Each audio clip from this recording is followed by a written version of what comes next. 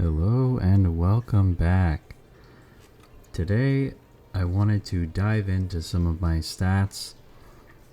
I did a little challenge just again with the DLC where I basically... Now you're going to have to ignore the first few pages of runs because I've done a lot of runs since then. I've kind of been procrastinating making this video. But starting from here, I guess, I did no reset challenge on rotating random 10 times with all the champions in the game. So you see there's some resets in here, but that I didn't count those as wins. I usually just reset just to see if I could actually win the fight or just to learn something, but in general I only counted the no reset wins as wins, and I was just wanted to track some of my stats and go over what we learned here. So just in case you don't know what I mean by rotating random, I would basically start at Banished, do a random allied clan and a random pyre heart with Fell, do a run, and then I would go down here to Hellhorn with the Prince, and then Phoenix, and then I would just go, zigzag like that all the way to Wormkin, then back to Banished, and I would change to Talos and do the same thing. So in total, that is 24 different champions. And I did that 10 times, so I did 240 total runs. And today we're going to be going over all of my stats from those 240 runs. So, without further ado, the overall win rate was 72.5%. I went 174 and 66. This is an improvement over the last time I did this before the DLC came out. If you watch that video, I did 200 runs because there wasn't the 2 new clans, and I had, I think, a little over 50% win rate, so I've improved a lot. And as you can see here in a minute, it's not necessarily that the 2 new clans like boosted my win rate massively or something. So we can go over the clan win rate right now. Of course, here's a number of runs for each clan. It's not going to be the same because the random secondary clan I did include as a run of that clan. So the most I got was, let's see, I got 46 Railforged. So that was pretty lucky. And then 33 Umbra was the lowest. So going over the win rates here, Banished 61.1%. Fireborn 67, Luna Coven 67, Under Legion about 76, Lazarus League 82, Railforged 78, Hellhorn 76, Awoken 71, Stygian 81, Umbra 70, Melting 76, and Wormkin 63. So sorted in order here. My number one clan was none other than Lazarus League. No surprise to anyone, I think. Stygian Guard at 3. Railforged, Melting, Hellhorned, Underlegion, Awoken, Umbra, Pyreborn, Luna Coven, Wormkin, and Banished in last place. So, what do I think about this here? So some surprises. Lazarus League being number one is no surprise. I still do think that they are the best clan in the game, even better than Railforged. And yes, I did have a bit of beginner's folly here. I did lose some pretty winnable runs with Railforged, so it should be even higher than it is here. But I think even despite that, I still do think that Lazarus is a better clan than Railforged. Not by much, but I think they just have a little bit more of everything, a little bit more answers. I think like the one thing that Railforged really lacks is like consistent wave clear and backline access. Like they don't have any sweeper. They don't have a ton of multi-hits. So that is like the one thing that Railforged is missing. Railforged is very powerful at the things they do very well, basically everything else. But Lazarus League just has everything, and they have it well. Or they have like they do the things they do well, and they do everything well. So I think maybe a bigger surprise would be Stygian Guard at second. Having completed this little experiment here, I'm not surprised to see this. I actually think Stygian Guard is just really, really good clan. I think they're just so good. Both their champions are quite good. Their units are really good, some of the best units in the game. They just have a lot of really good answers. It's funny because I'd say overall their card pool is actually quite weak, except for the cards that are really, really good. Like, we can, I don't know, maybe a topic for a different video, or maybe go over it here, but like, you know, I'll just go over, yeah. Let's go to the logbook and just look at some cards and show you what I kind of mean here when I say that they're really good cards are really good. So just going to the common cards here, Offering Token is one of the best cards in the game in my opinion. Give it Spell Chain and it's just a free draw and 2 incants. And Holdover, it's even better. Everything else here, Energy Siphon is like nothing. Cuddle Hex is like nothing. Flash Freeze is okay, it's a decent card, but it's not amazing. Mollusk Mage is usually nothing. Titan's Grat is meh. Helical Crystallis is meh. Crypt Builder is very good actually. One of the best Holy Stone targets in the game. Free incant a lot of time if you can discard it. So yeah, so that's their common pool. Most of it's pretty meh except for like one of the best cards in the game. One of the best cards in the game. Meh, meh, meh. I mean, they're all 0-cost spells that get rid of themselves, so fine. Kind of bad. One, you know, extremely good card. Bad. Kind of bad. Okay. Meh. Bad. Very bad. Bad, in my opinion. And then just for completion, you know, meh, meh, meh. I mean, terrible, honestly. I think this card's terrible. Two banner unit. Very good. Very good. Especially together, these two cards are really good. Bad, bad. I mean, this like okay, very situational, and same with this one. Horrible. That's a banner unit. So yeah, like most of their cards are kind of terrible or bad or meh, but they have like a few that are just like insanely good. The main thing about them is their banner units. Like all of their banner units are so good, but you know, both of their sweepers, both of the sirens are really good. Titan Sentry is still really good. Guard of the Unnamed is even fine for the early game. And the rare banner units are all also insane. Very good. Very good. Very good. And then the champions. All very good. Maybe I'll do a separate tier list for the champions. I think I don't want to get too much into that. But I think both Solgard and Tethys are very good champions. Okay, let's go back to the stats here. Melting Remnant in 4th place. I don't think that's a surprise to me either. I think the one thing that kind of drags down Melting Remnant is Little Fade. Everything else about Melting Remnant is really good. Well, not everything else, but I mean, I think just in general, if you have Rector or if you have Melting Secondary, it's usually good. I'm usually happy to see it. It's only Little Fade that kind of gives me pause about this clan. And even then, if you get the quick endless Little Fade, you're fine. Which is 2/3 of the time. But that 1/3 where you have to choose between Firelight and the Spikes one, which isn't really a choice because you take Firelight, but Firelight is very, very fragile. It's a very fragile and volatile strategy that's... You need to be very careful to pull it off throughout the early game. Yeah, not much to say about Melting Remnant. Just a very good clan. They don't have everything.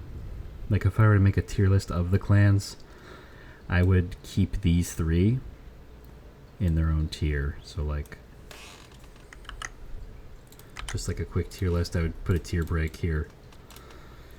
And then Melting Remnant, and then Hellhorn. Actually the exact same win rate because the exact same runs, funnily enough. Hellhorn being this high does surprise me. I think the recent, well, I guess not recent at this point, but the last round of buffs to them helped a lot more than I was expecting. I think if we go to Hellhorn, that Fortified Pauldrons is really nice. Some of the buffs to the champions are pretty nice, more than I was expecting them to be. Oh, this Rage Room was... This card is way better than I thought it would be. I thought this would be very meh and like kind of a nothing card, but this is one of the best cards in the entire clan. Just a win condition all on its own. It's really nice that, you know, Hellhorn's biggest problem for a while was you either need to find Ritual of Battle or you need to find Fledgling Imp. And if you don't find those in your first two common packs, then you're kind of screwed a lot of the time. But Rage Room just like immediately makes that so much better. Like, you have a pretty high chance of hitting this in any given Hellhorn run. It just makes the Rage package so much more consistent. You'll probably find something now. I think Rage Room is probably like the main thing that actually kind of fixed this clan. So yeah, they're actually quite good now, and I think their banner units are very good too. And then we also have Under Legion here, another good clan. Their champions are pretty good. They can be a little bit awkward though. I'd say the biggest problem is that it can kind of fall apart if you don't find the pieces. They're a bit, I want to say, like cannibalistic. Everything with Under Legion wants you to do Under Legion stuff, and if you don't find all the pieces that you want, then it can be hard to put something together that actually wins. They're typically very good at cruising through the early game, but they can be one of the few clans that actually has trouble in the late game, even if you had a really good early game. Their scaling is kind of questionable sometimes if you don't find all the pieces, but still a very good clan, I think. And then I would probably put a tier break here too. So our next clan would be Awoken. Same thing kind of with Hellhorn, right? Is that their buffs kind of help them a good amount. I did want to talk, I have some thoughts about Awoken. I think that they're like, I find them a very interesting clan. I've always loved Awoken. I still think their champions are kind of bad, both of them. Especially Wildenton. I don't know, what is there to say about this clan? I mean, they're healing like old growth. Changes to Husk Hermit are really nice. Healing, I think, is much better now since they introduced that old growth and the Awakening Thicket. They changed Awake into that. Both of the hollows are quite good now. Restoration Detonation, in my opinion. Best common card in this clan, right? Like, it used to be Razor Sharp Edge in Monster Train 1. It was like this was the only good common card, but now this is like kind of a meh card, and this is like by far the best common card. I think you really want to see this every time. It does so much for the clan. Yeah, I guess I don't have that many thoughts about Awoken. Sorry, I kind of said that I did, but that's all I really wanted to say. Everything else about them is kind of the same, right? Their uncommons are like not very good, except for where are we? Ensnare, a crazy insane card, right? And then this is like okay, and then everything else is very meh.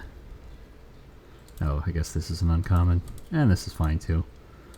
This has, it's very situational. Yeah. After that we have Umbra. Quite like Umbra. I think Umbra is a clan that really likes the champions, particularly Penumbra. Penumbra is a really good champion. Might be a bit of a hot take, and we'll get into it with the champion discussion, but I think Penumbra is better than Primordium. The problem with Umbra is that getting them secondary feels pretty bad. They have pretty poor synergy with a few different clans, like Melting, for instance. They have a hard time kind of clearing waves. Like, they have a hard time hitting enough times, scaling quickly, but they're really strong in the early game, and you can usually use your early game advantage to kind of leverage into a stronger late game. I really like the new weapon they made for them. I guess it's a rare. Glutton's Maw, really good weapon. Really helps them a lot. The problem with this clan, though, is kind of the same as it was and has always been since the Monster Train 1 days. It's like, you want the Perils of Production card, and then like Brismal Dust, And then you want Avoid Binding, and you want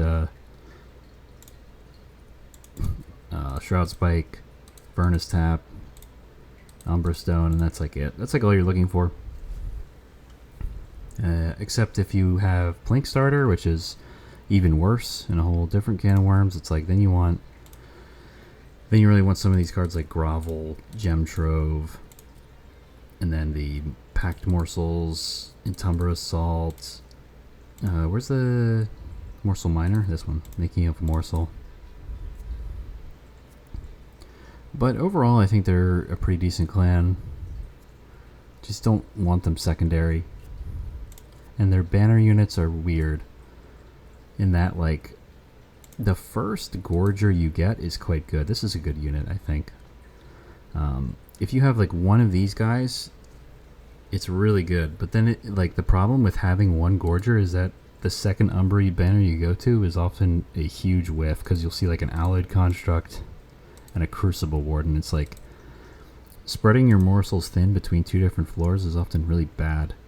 Because it's you just don't have enough morsel generation, even with Shade Splitter starters. Kind of the same problems that this clan has always had, but I think they're still pretty good. Okay, after that we have Pyreborn. Kind of surprised me how low they were, but kind of doesn't also. I think by far the biggest problem with Pyreborn is these two. I actually think that Pyreborn is one of the clans that actually really wants to be secondary, much more than they want to be primary. My win rate was kind of dragged down by these two. Particularly, like, both of these champions, in my opinion. Where's the champions? Both of them have one path. You really want to get Golden Crown, and if you don't, you're going to be sad. This is a fun path, Overlord, but it just takes so much effort to make it work, and you have no idea if it's going to work, and you can't rely on it in the early game. And early game is kind of where this clan has trouble anyway. And then there's the Pyrogel one, which also just isn't very good. I mean, 30 health, 3 space, rank 1, that's just not going to... You're not going to get through the Flesh Weaver with that. 25 HP, it's like, what is that doing? Guild has the same problem. Trample, Gilded Egg, by far the best path. Bloat Matron is a nothing. So is the Avarice one. Both of these paths are quite terrible. You take this one if you think you can get away with it, if you don't see the trample one, and you take this one if you have a weak start. You have to take this one, simply because it has 45 HP. It could have no text, and it would still be better than this one in the early game. Yeah, that's kind of my thoughts on Pyreborn. They're a clan that really wants to be more of a support clan than a main clan. Yeah. And there's Luna Coven. Luna Coven might be probably the single biggest skill issue clan here. I think they probably should be a little bit higher if played by somebody better than me. I still don't think they're one of the strongest clans though, but they're quite good. I think there's two main things that drag down Luna. One is Ardoon. I think Ardoon is quite terrible. I guess you can see it on the screen. You've probably been looking at that. I think Ardoon's pretty bad, and I also think that getting Witchweave secondary is pretty bad. In general, though, I'd say, like, fundamentally, the biggest problem with Luna Coven is that every single thing they have is like a combo piece. It's like a very chicken and egg situation, and everything requires you to have Moon Cycle to use it, and it's like, okay, I don't know if I can take this because I don't have any Moon Cycle. And then you see a card that gives you Moon Cycle, and like, okay, well, I don't know if I have any payoff for Moon Cycle, so I don't know if I want that. And it's like, it's very awkward and clunky. They also can be pretty weak in the early game, but I think that they should be a little bit higher here. I think it's just a bit of a skill issue on my part. I mean, not that much higher. I'd probably, in a vacuum, say that they're still in this tier, either one above or one below Awoken, probably. And then that's where we make the last tier break here.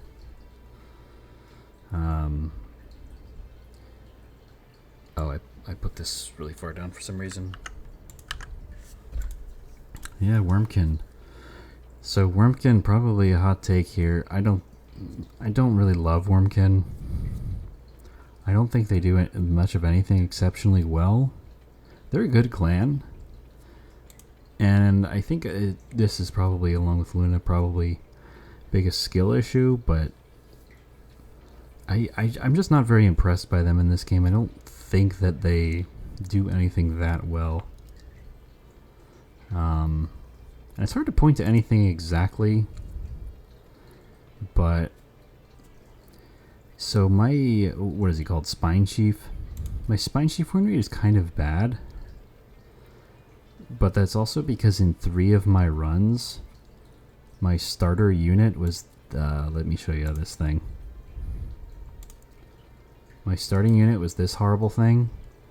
So, lesson learned, don't use this unit, it's terrible. Like, if you have Spine Chief and you have this starter unit, this is just throw this away. Don't even bother to try to, like, actually grow it in the first couple of rings, because it can't fit on the floor with Spine Chief, so it's like, it doesn't, you can't invest in a Spine Chief floor and this floor in the first 3 rings, ever.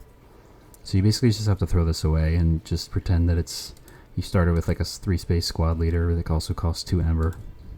This unit is quite bad in my opinion.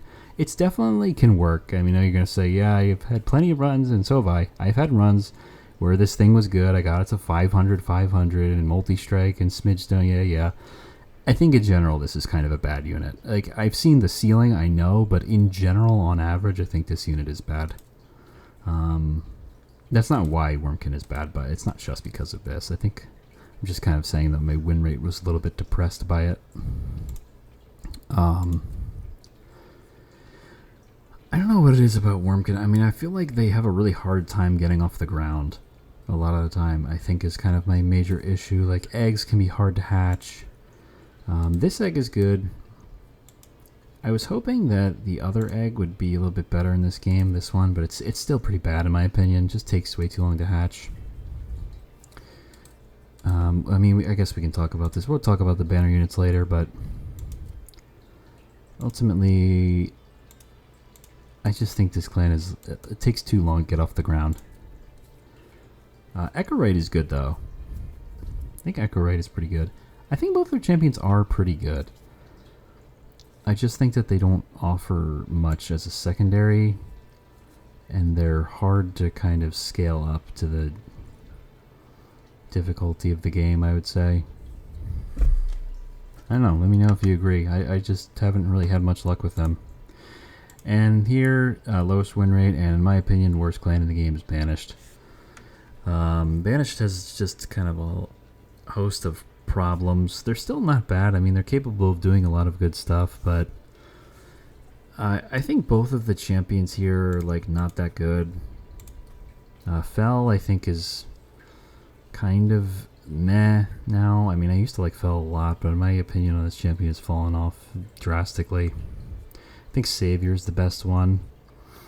I think Unchained is very risky in the early game. I've just kind of died like instantly taking this. And this thing is just terrible. I mean, this, I don't even want to talk about that. Talos is like okay. And okay, full admission here. I've thrown a couple of runs by taking Celebrate when I knew it wasn't the right pick on Ring 1. I probably lost 2 runs that way. I think I'm like 6-4. I think I went like 6-4 on Talos or something. I probably should have been like 8-2. I think Talos is like fine, actually. I think Talos is actually fine. Better than Fel, I would say. But a couple losses trying to force Celebrate when I probably shouldn't have, full admission. I just think Celebrate is by far the most fun path, so I try to take it every single time I can. Oh yeah, I guess I need to talk about this clan more. Yeah, so what is not good about this clan? So a few things. Cards in general, just cards in general, like Cleave, Self-Sacrifice, Divinity, Shield of Wing, Benediction, Cursed Twin Blade, Heaven's Word, Sanctuary, Death Metal Hymnist. They have good cards, but they're all so expensive.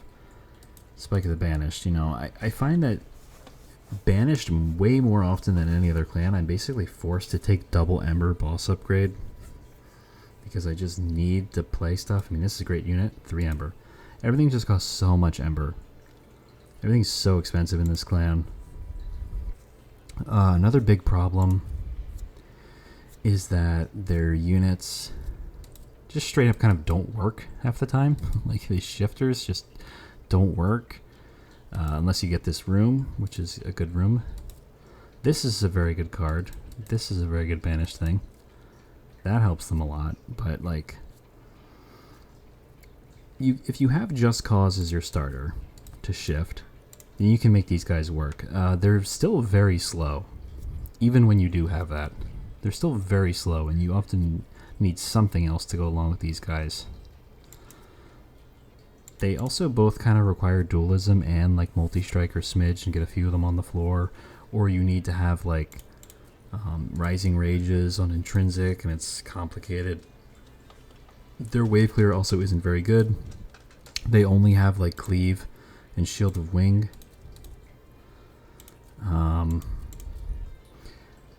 Yeah, it's just a lot of problems with this clan. And then I guess that's the other thing too, is that like outside of like the shifting stuff, they just kind of don't really do anything. Like they give Valor, but Valor is kind of slow. Like there's some good sources of Valor like this and like, you know, Divinity, but it's still kind of slow. And I think the last thing I want to say about them, their starter cards when you're secondary and you're not the champions are really bad. I know Inspire gets a bad rap. I honestly think Inspire might be better than Just Cause secondary. I think this card is just terrible to have if you're like banished secondary and you're not doing banished stuff. I think this just does so little. This is just so low impact. It just does almost nothing. I think I only had like 4 total runs where I had Just Cause secondary, just a really low sample, but I did really poorly in all of them, and I felt that this card just does nothing. So that is it. That is my, oh, here we go. My champions are coming next. That is the clans. The champions are coming next. So let's talk about the champions. So 60% on both of the banished champions fell in Talos, which is about pretty much in line with the overall win rate of the clan. 61, I guess it's over there too. 61. So Unchained 2-2. Savior, like I said, went 4-1. Ultimately, I think Savior is the safest and easiest to execute. Went Vanguardian once. I don't know why. Terrible. Lost on like ring 1 or 2 and never do this. This is just such a horrible path. Never do that. Yeah. So Unchained is kind of risky early on. It's you really got to be sure you can do it. Savior in general is the best. Vanguardian is just terrible. Even if you have like a bad start and you're offered Vanguardian and Unchained, just go Unchained. If Vanguardian isn't actually better in the early game than Unchained, it's still worse. It only has 20 HP. I mean, it's just horrible. Horrible, horrible path. One of the worst paths of any champion in the game, in my opinion. Okay, yeah, so as you can see here on Talos, Enchantress, I took it 7 times. And as you can see here, right, 7, 1, 3, that doesn't add up to 10. I do include if I just took a single point into it. So, I think in general for Enchantress, I think there was one run where I started with Battle Cleric and went into Enchantress. And that was 7 runs, and then there's 3 where I just went full Celestial Radiance. So I would have performed better on Talos if I had just taken Battle Cleric Ring 1 on like 2 more of these runs instead of Enchantress. As you can see, I won the one run where I actually took it Ring 1. I went 4-3 in Enchantress, celebrate overall. I probably shouldn't have forced it as much as I did. And then Celestial Radiance, I went 2-1. Celestial Radiance is quite good and the highest ceiling actually. So that's a good path too. I think Talos is a decent champion, honestly. I think Talos is pretty good. I think the win rate's kind of being depressed by trying to force the fun path rather than doing what's right most of the time.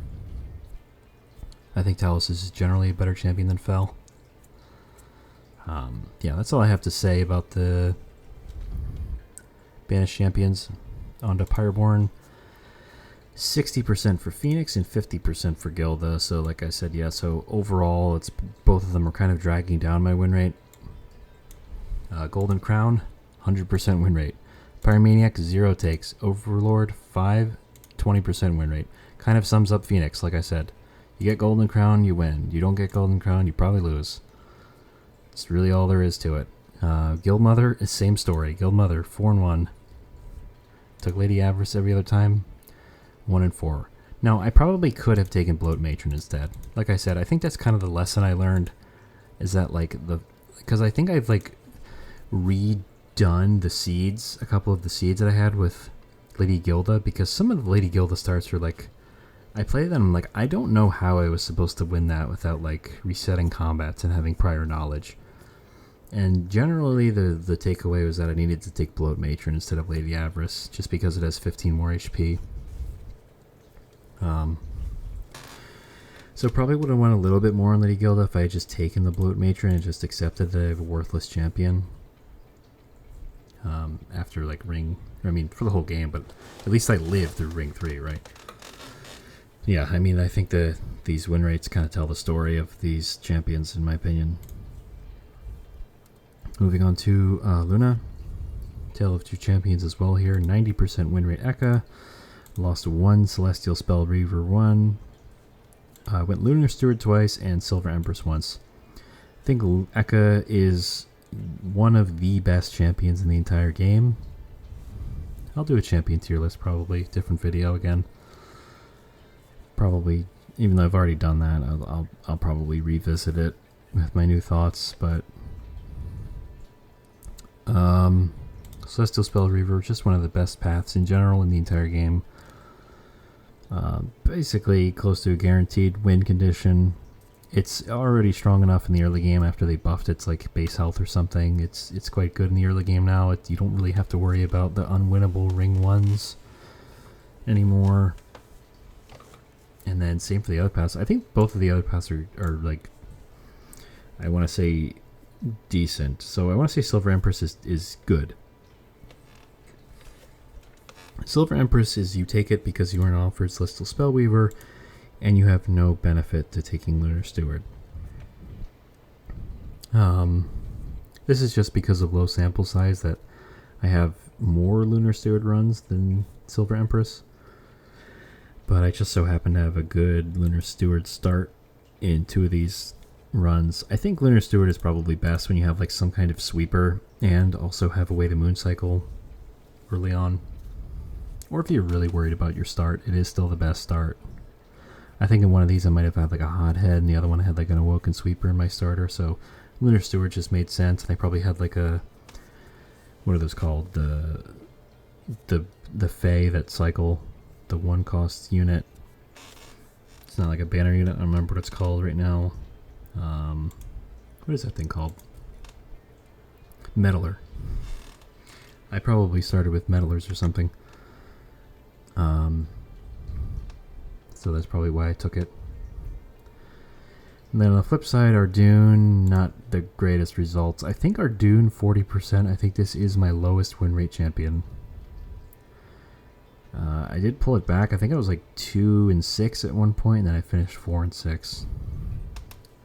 So Battleborn 1-2, Hierophant 3-2, and Mystic Hammer 0-2. So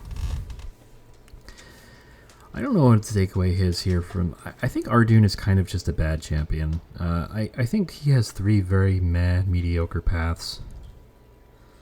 Battleborn is definitely the one that has the highest ceiling, but it's very risky. Hierophant is kind of a low ceiling one that, in my opinion, is still too weak most of the time to get you through. Like if you have like more mass Flesh Weaver, like Hierophant is still a bit of a gamble. It's still like not super likely to get, like it's more likely than not to get you through Flesh Weaver, but it's not really a guarantee at all. Like if you have like a Flesh Weaver, more mass Flesh Weaver, and you're offered Mystic Hammer, I think you should just take it. That being said, I didn't win either of my Mystic Hammer runs, but I don't think that changes that statement. These are just like three very meh paths, in my opinion. They're just all very mediocre. They don't do a whole lot. They're kind of hard to synergize with a lot of the Luna stuff.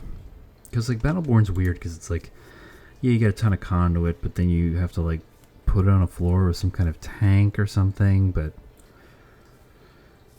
I don't know, you have to like find something to clear waves, so it's like, okay, you can do it with the Selene Acolyte Sweeper, but then you have like two really fragile units on the same floor, so then you take capacity upgrade and you, I don't know, it's just like, it's just asking for a lot. Hierophant is pretty low ceiling, it just gives you like a little bit of attack and armor, and then Mystic Hammer, again, just very low ceiling.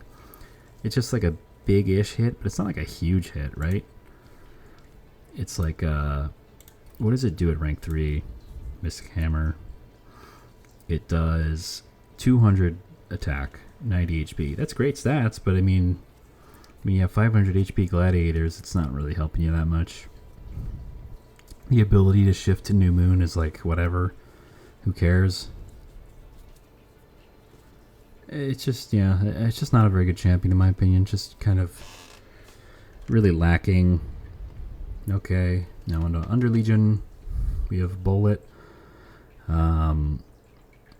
So 5, 3, 6. So that adds with a 14. So a lot of multipathing on this champion.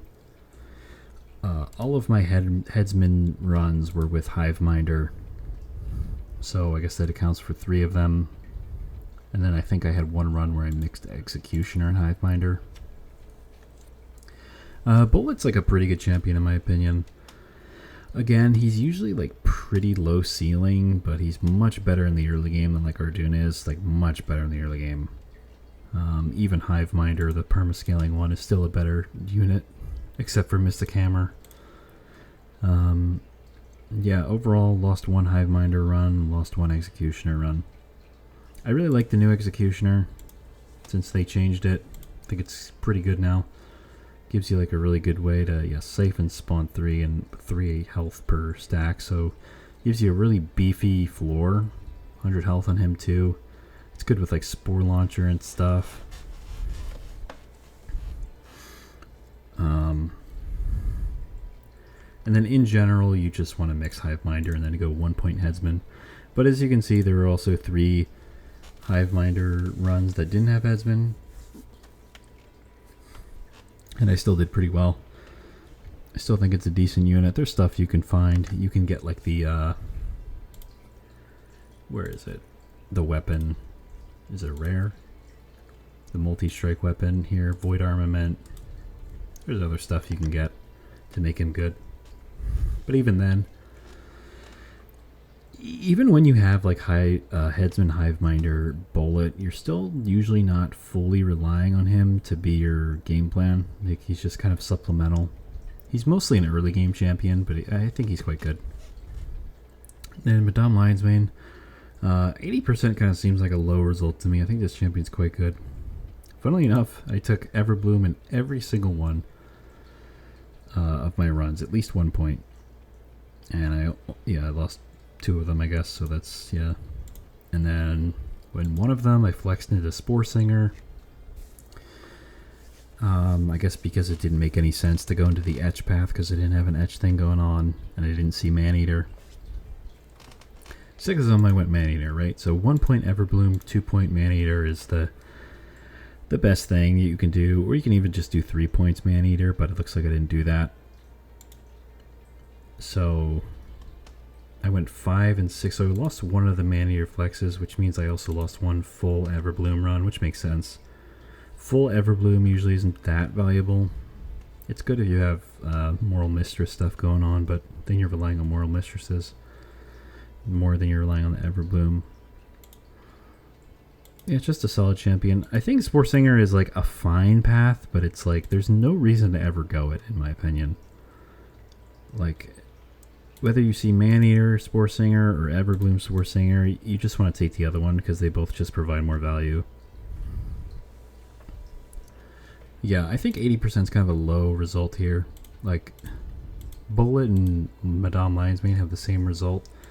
I think Lionsmane is for sure a better champion than Bullet, but they're both quite good. Moving on to the what are these called? Lazarus. 70% Areki, pretty low, I think, especially because you start with Secret Ingredient, which is the best starter card in the game. So let's see let's see what happens here. Reanimator. I went 4-1, and I actually specifically remember that I kind of threw one of these runs really hard by not paying attention to the fact that my Areki was dying on ring 2, and I didn't use my reanimate potion that I had in my hand because I just didn't notice he was dying on like some wave in like the second ring, and I could have very easily won this run. It was like a very free win. Mad Scientist went 2-2, and then Brewmaster 1-0. So my learning here with this champion was that Mad Scientist is kind of bad. I think this path is not very good, and there's actually, I think Brewmaster is better. I realized you want to go Brewmaster more often than I thought.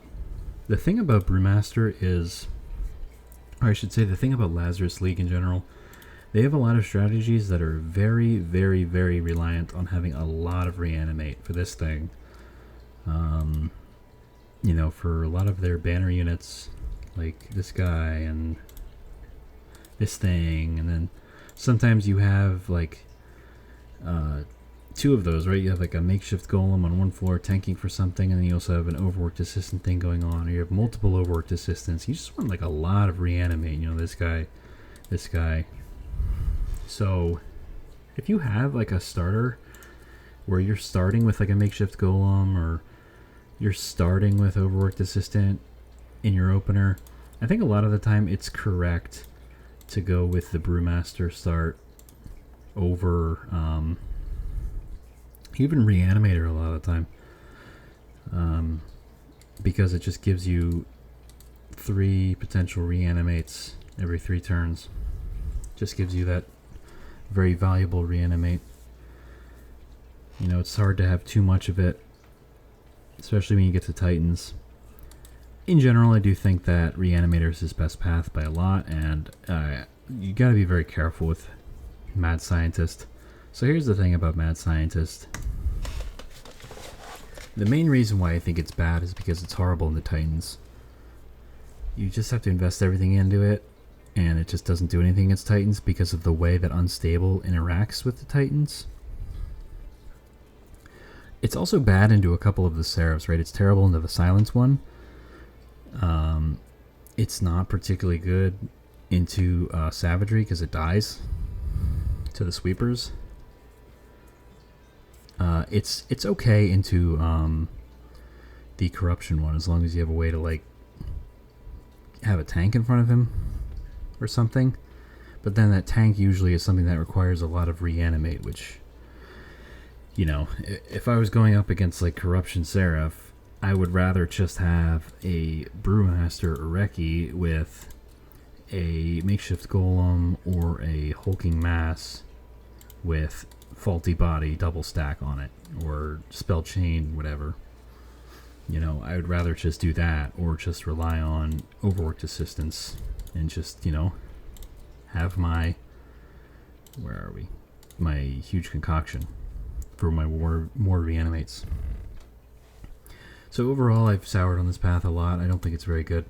I think I should take Brewmaster more often than I did. Then lastly, we have Baron Girl, 100% win rate.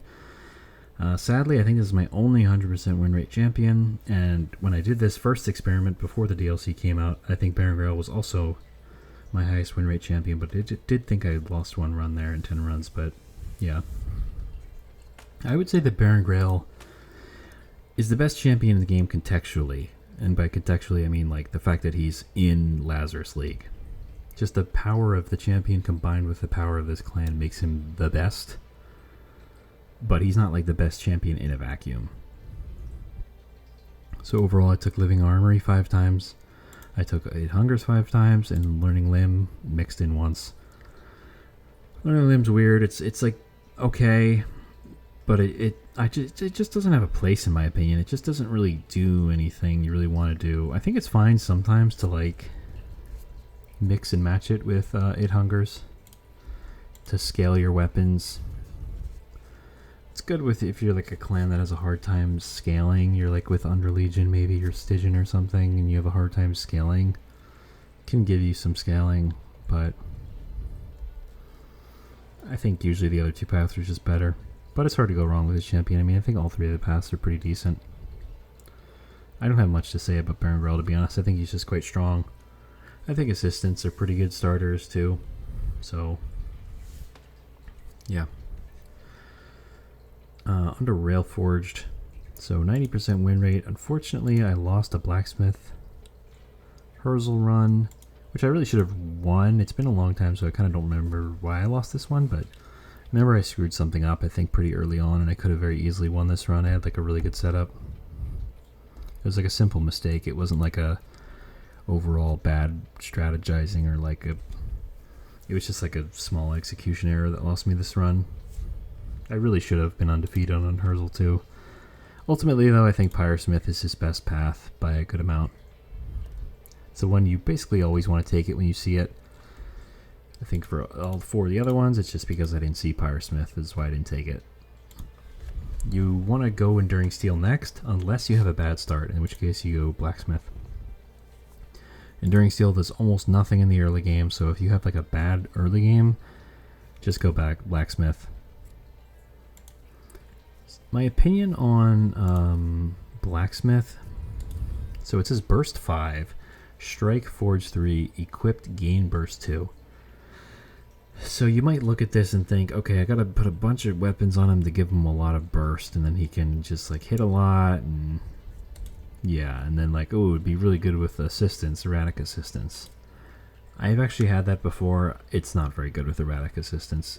Even with like erratic assistance and like a bunch of other of the uncommon assistance, a lot of weapons, it still just like doesn't work as a carry. In my opinion, the good thing about this path is that it just gives you a huge burst of damage on the first turn and a good influx of forge.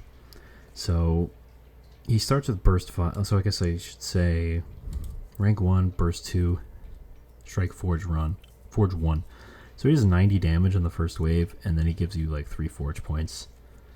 That's it. That's like the main thing he does.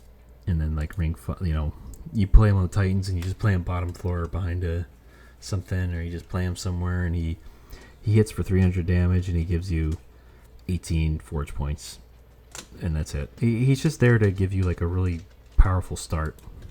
I think this whole equipped thing is like not real. It's pretty fake. Okay. Hef actually had a pretty bad start with. I think 70% is wrong. I think that like I think this is just me being a noob. Like I think I started like 1 and 2 on her, and then it just won like 7 in a row. And you should really win like basically everyone on this champion. I just didn't know what I was doing. I think I lost 1 metalworker run and 1 or 2 weaponsmiths. Overall, I think weaponsmith is by far her best path. Also, metalworker is like fine. It does something. It gives you a nice early injection of forge points, which is always nice. But weaponsmith is going to be overall much more value over the course of the fight. Handy is pretty useless in my opinion. I think it's just never correct. Maybe fun, but never really correct. On to the Monster Chain 1 champions now. So our Hellhorned, Hellhorned, let's see, so Reaper went 2 and 1, Brawler 3 and 2, and Wrathful 2 and 0. Overall, Prince is pretty solid now, I'd say. His best path is probably Reaper. I only took it 3 times. I guess just didn't see it, or contextually didn't make as much sense. I think it's overall his best path, though. Don't be fooled by the only 3 takes. I think it's just generally his best path. It gives you the most value over the course of a run. Brawler is much more of a pure carry, but you do have to make sure you have something to scale it. It's definitely much more of a win condition on its own than Reaper is, but Reaper can still be your win condition. And it's also much better in the early game. Wrathful, I think, is definitely his worst path. I have 100% win rate, went 2 and 0. Don't think it's the best. One of those, I remember I took it just because I think I had a Pyre of Dominion start and I got Faulty Body from Lazarus, so I was like, I gotta just try this. And I ended up winning the run, and I remember specifically that I had 1 Pyre HP left on Titans. and I won. So that was a bit, even when like an optimal start, it's still just like not very good to invest in. And I think the other one was just like, I just like kind of threw them away after like the first 3 rings or something. It's probably like a Brawler Wrathful option on ring 1 with like no scaling for Brawler, so you just took Wrathful because it's just better early game. And that's usually what you do, right? If you see Brawler Wrathful and you have no scaling in your initial hand or initial deck, then just take Wrathful and it'll get you through the early game better than Brawler will for sure. Reaper is overall his best path though. If you have like a Ritual Battle or something, yeah, you can probably get away with taking Brawler. And just having it be your carry, it's definitely easier to execute, but overall I think Reaper's a little better. And Sharktail Queen, actually 80% win rate. Kind of surprises me. A little bit of multipathing going on here. So Imp Parade, 80%. Royalty, won all 3 of those. Imperialist, 1 loss out of 6. Imperialist probably overall her best path. I don't think they really needed, I don't know. The ability is weird. I guess it does make a lot of sense. It's her best path and it's like pretty good, but it kind of falls off towards the late game, but it's still quite good. You do just kind of have to watch out for the early game. It's deceptively kind of really weak into the bosses in Relentless. Royalty is better into the Relentless bosses usually, but again, it has very low health. I still don't feel very confident about, like, I think like Sharktail Queen might be the single hardest champion to determine what the best path is. Like in the entire game, I think like Sharktail Queen is the one champion that's the hardest to like think about which path you should take on ring 1. I still don't really feel confident in it, and I think Royalty being picked 3 times is wrong. I think Royalty is probably your worst path and usually has very little reason to actually be picked. I think it's actually very good if you have an Ascend, if you have, what is the name of this Ascend card? Hidden Passage. If you're starting with Hidden Passage, I think it's quite good because you can just summon a bunch of imps in front of her, have them chump block the first couple waves, and Hidden Passage her up and behind a Steward, and she can just one-shot the Relentless phase. So it's good with that. It's obviously very good with our mushrooms. Eager Conscript, that's a funny thing, but that's very specific. It's probably decent with dregs and assistance too, but even then I think it's still not that great. And then Imp Parade is going to at least provide you with some consistent value. It's probably her strongest path in like the early game, because it has like high attack and the best stats. And it will guaranteed at least give you some value throughout the run in the late game. It'll give you the Welder Helper and the Rage Imp. Yeah, I don't know. It's a very weird champion. I did quite well on her, but like none of these paths really feel amazing to me. None of them feel terrible. They're all like very okay, kind of like Ardoon, but like they're all like okay in a way that's like good enough, and Ardoon's like all okay in a way that's not good enough, is what I would say. Onto Awoken. Sentient 80%. Won all 4 of my cultivating runs. Went 1-1 on Bristling and 3-1 on Explosive. So I would just take cultivating every time, but I guess I was very unlucky and only got offered it 4 times. Other than that, I think I kind of learned that you should generally take Explosive, I think. Unless you're against like more Mass Fleshweaver, because Bristling, or because just Explosive just literally gets one shot at rank 1 by Fleshweaver, I think, right? It just dies immediately. And Bristling can at least do something for you, so let me see. So rank 1 Explosive is 30 HP, and then more Mass Fleshweaver has 31 attack. And even if you put her like not on the first floor that Fleshweaver goes, it's like, okay, then he does like 27 damage to her or whatever. and just then something else finishes it off. You could like put her behind a tank or something, but that's very weird. I don't know. Especially because you want to be healing her and regenning her. It's like the healing is wasted if she's in the back, and she's not doing that much. You typically don't have enough healing in the early game to really like clear out waves with it consistently. Like I said, cultivating is generally just the best. Spikes at rank 1 is 40 HP, so at least can survive. But I find that the spikes here is just like very redundant with what a lot of Awoken already wants to do. It's like they have sweepers, they have the Thorned Hollow. You usually just don't need this. I mean, Explosive kind of has the same problem too, is that you usually want to be healing something else. It's kind of the problem with Sentient in general, is that she kind of like conflicts with a lot of what the clan already wants to do in their units. So it's weird. But she's still like a pretty decent champion, I would say. I would say if you can get to the rank 3 explosive, it's like pretty good actually. 120 damage is quite a lot. You usually have pretty consistent healing. I think Spikes just sucks throughout the whole run. I think Spikes is like almost a never take path in my opinion now. I took it twice, but I think it's a mistake usually. I think you should usually just take explosive, but it is quite risky. And then Wildington, not a huge fan of Wildington. I did get offered Strangler in every single one of them, and I did multipath in every single one of them. 7 of them I did find Predator, and 3 of them I did not find Predator, so I took Thornlord. Yeah, not crazy about Wildington, but he's okay. If you can get like Predator and Strangler and then some kind of scaling form, it's usually GG, but...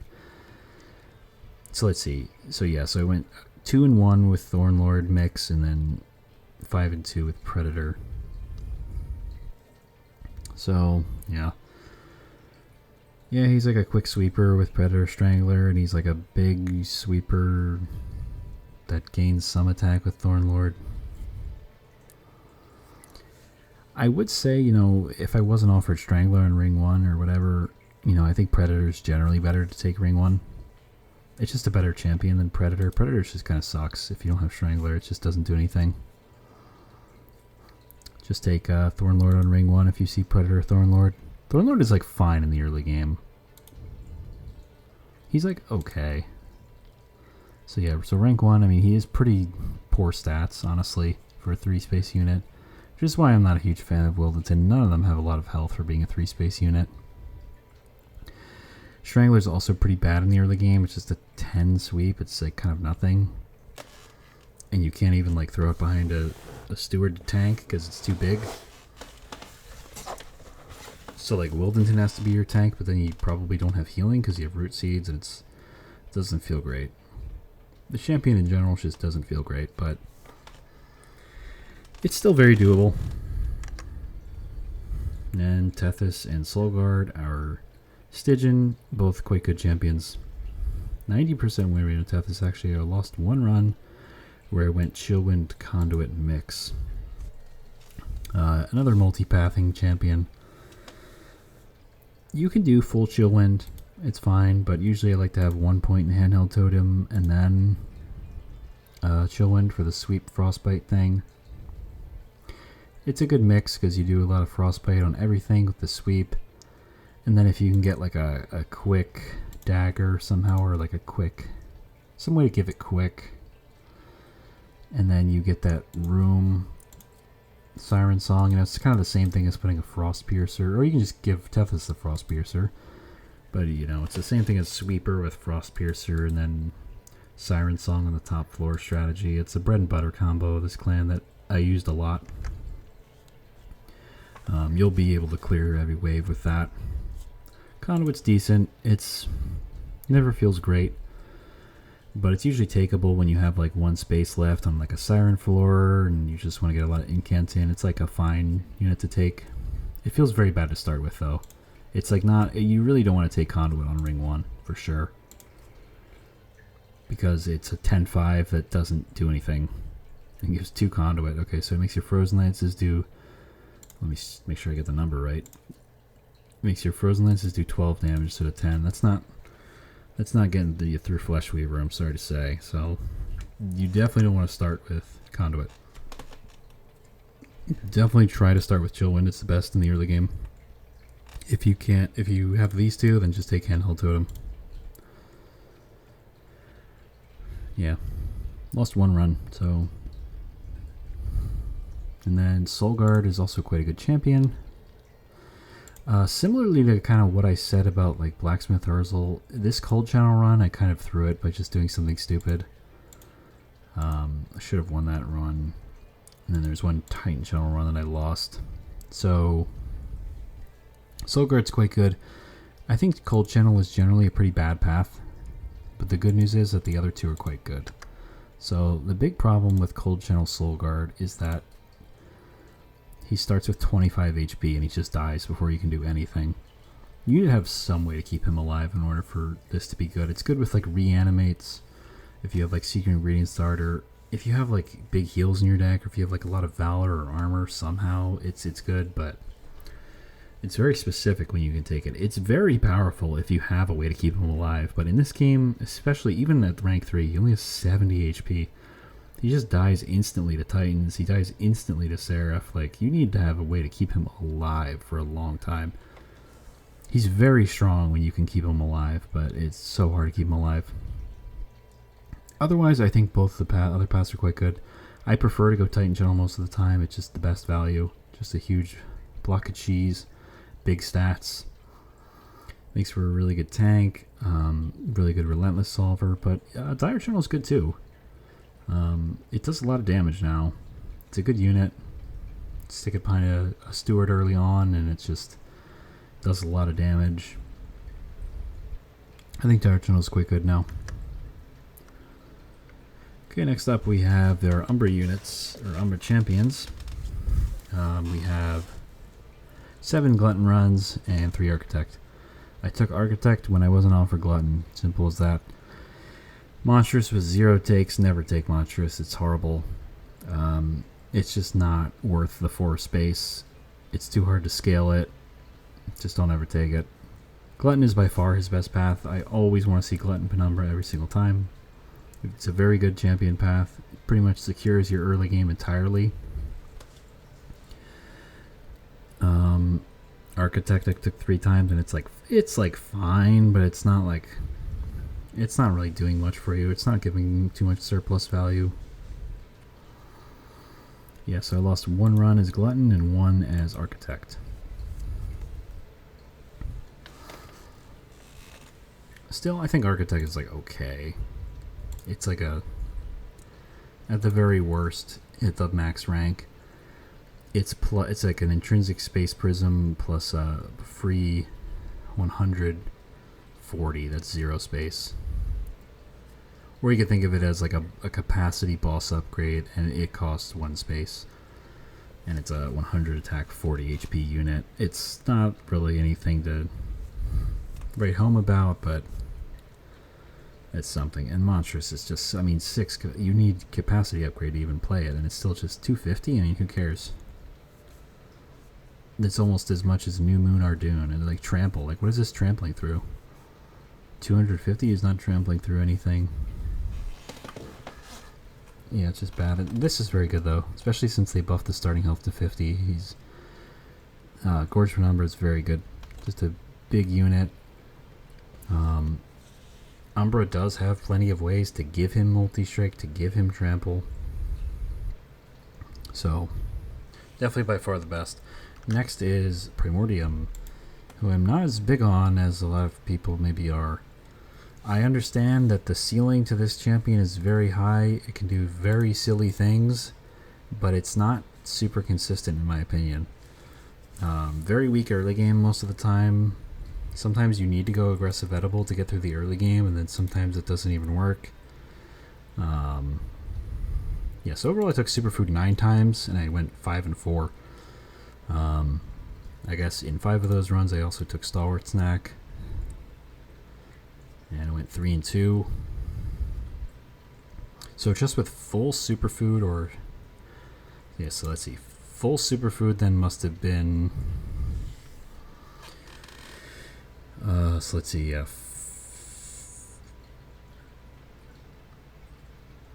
Oh, I guess I didn't go. I guess there was one run where I went superfood and aggressive edible mix. Yeah. I lost one of that. I lost the superfood aggressive edible mix, and then I lost one of the full superfood runs. Okay. Yeah, that makes sense. Yeah, so overall, I mean, he can do very silly things, right? You can give him anything, any kind of crazy multi-strike on the first turn, and then he just feeds multi-strike to something, and you're doing, like, you have, like, a unit that has, like, 11 multi-strikes and 700 attack, and you're feeling great. But that doesn't always happen. This is a champion that can struggle a lot through the early game. Sometimes you just don't find anything for him. Sometimes, you just go to the arms on ring 3 and you just whiff and you just don't see anything useful. I still think Primordium is pretty good, but it's not like a super consistent champion in my opinion. It is a little bit lacking. Compared to Penumbra, I do think Penumbra's better. Also, the problem with Primordium 2 is that you have to start with Plinks. And we all know what the problem with Plinks is, and we all love Plinks, so yeah, I mean, that's all I have to say about it. I think it's okay, but it's not my favorite champion at all. Very high ceiling, but pretty low floor. On the melting, we have Rector. We lost one run where I went Dark Calling, Accumulator Mix, I guess. It was offered Dark Calling in every single one of them, which definitely helped me have a high win rate. Dark Calling is definitely his best path. You can do Dark Calling mixed with Accumulator, or you can just do full Dark Calling. I think 3 points Dark Calling is also very good. You can do like a Dregs of Doom strategy. The scaling is pretty good on them, because if you look at the, let's see, Crypt Call 3 is plus 25 attack on each of them. So you get them dead a couple times, or like a draft or something, just kill it a couple times. It's just a multi-striking like 75 attack unit. Get some Dregs of Doom in there, and it adds up pretty quickly. Or you can just go, 1 point Dark Calling just for the ability, and then 2 points in the Harvest, and you just make him a big unit, make sure he survives, and he can just keep reforming whatever it is you want to reform. Very versatile. Definitely his best path. If you're I actually was offered Dark Calling every single time. If you're not offered Dark Calling on ring 1, in general, I think you should really try to take the burnout one if you can. But generally, I think you do need to have some kind of reform or burnout in your opener. And even then it can be tricky, because like if you get like the -1 draw trial, it's possible you just don't draw those cards and you get like the lurking miscreant starters and you have no pings to take them out, and you're just drawing junk every turn. It's like, even if you start with like some burnout or reform, it's still very risky to do this on ring 1 a lot of the time. You just won't find the necessary things in time sometimes. The best I ever feel about taking Burnout Rector on ring 1 is if I have Combustible Wax in the Horde. Then I'll feel very good about it. Otherwise, where do we go? I'll probably just take the Accumulator, even though it's quite bad. It doesn't feel good at all. You'll probably live ring 1 if you take this. Like, you'll probably live.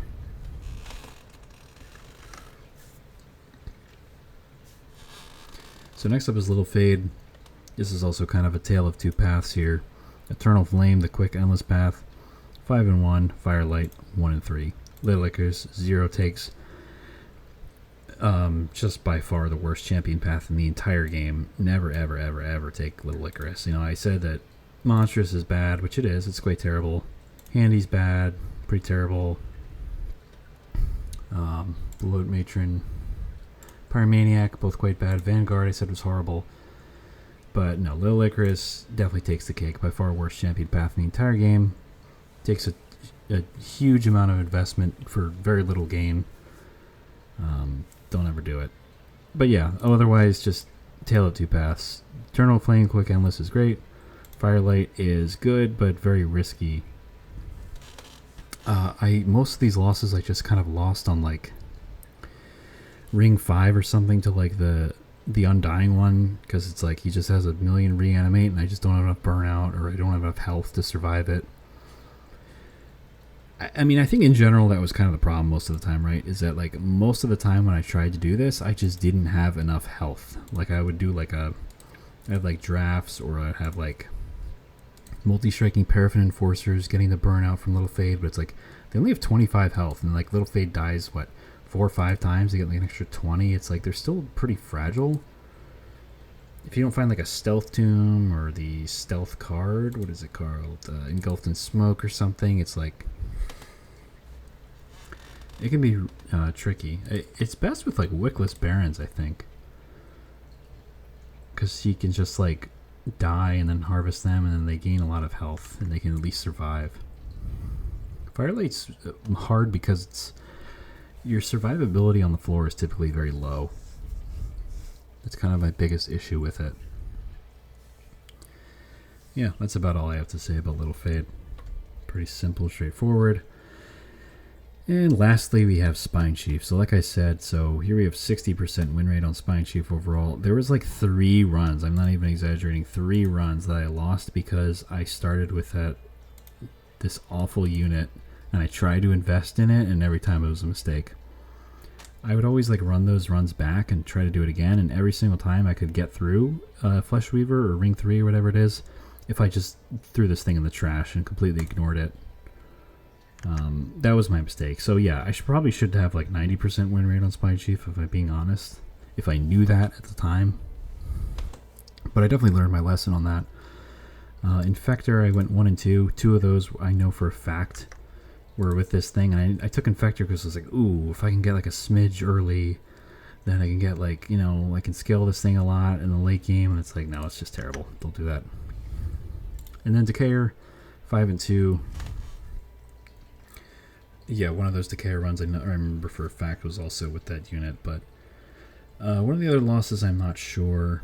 Yeah, Decayer is good too, and I actually had 0 Corruptor, which is a bit of a farce in my opinion. I don't know, it's just the way it goes sometimes, right? It's only 10 runs. It's 10 runs, but that's still not that much. This is not like indicative of the power level of each of this pass in my opinion. I think Corruptor is also quite good. I think Corruptor, Decayer are quite good. Infector's a little bit less good, but still has its place in my opinion. It just worked out that every single time I had like a good Corruptor start, I wasn't offered Corruptor. Like I would start with like an Awoken Sweeper and I'd be like, alright, good Corruptor start, and I wouldn't be offered Corruptor. And like the times that I was offered Corruptor, it just didn't make any sense. So it just so happened I had 0 Corruptor runs here, like, which is crazy, an anomaly. I think it's a good path, but it just never made sense to take it. Decayer is good though, but the problem with Decayer is that usually, this is a problem with Spine Chief in general, and just the whole 3 space champions, is that it's even with, where are you, 120 HP, it's still just not a lot. Like, Wormkin just doesn't really have great ways to stay alive a lot of the time. There's not really, like, they die quick to like Seraph and Titans. Like, it's hard to find stuff that actually helps you that much.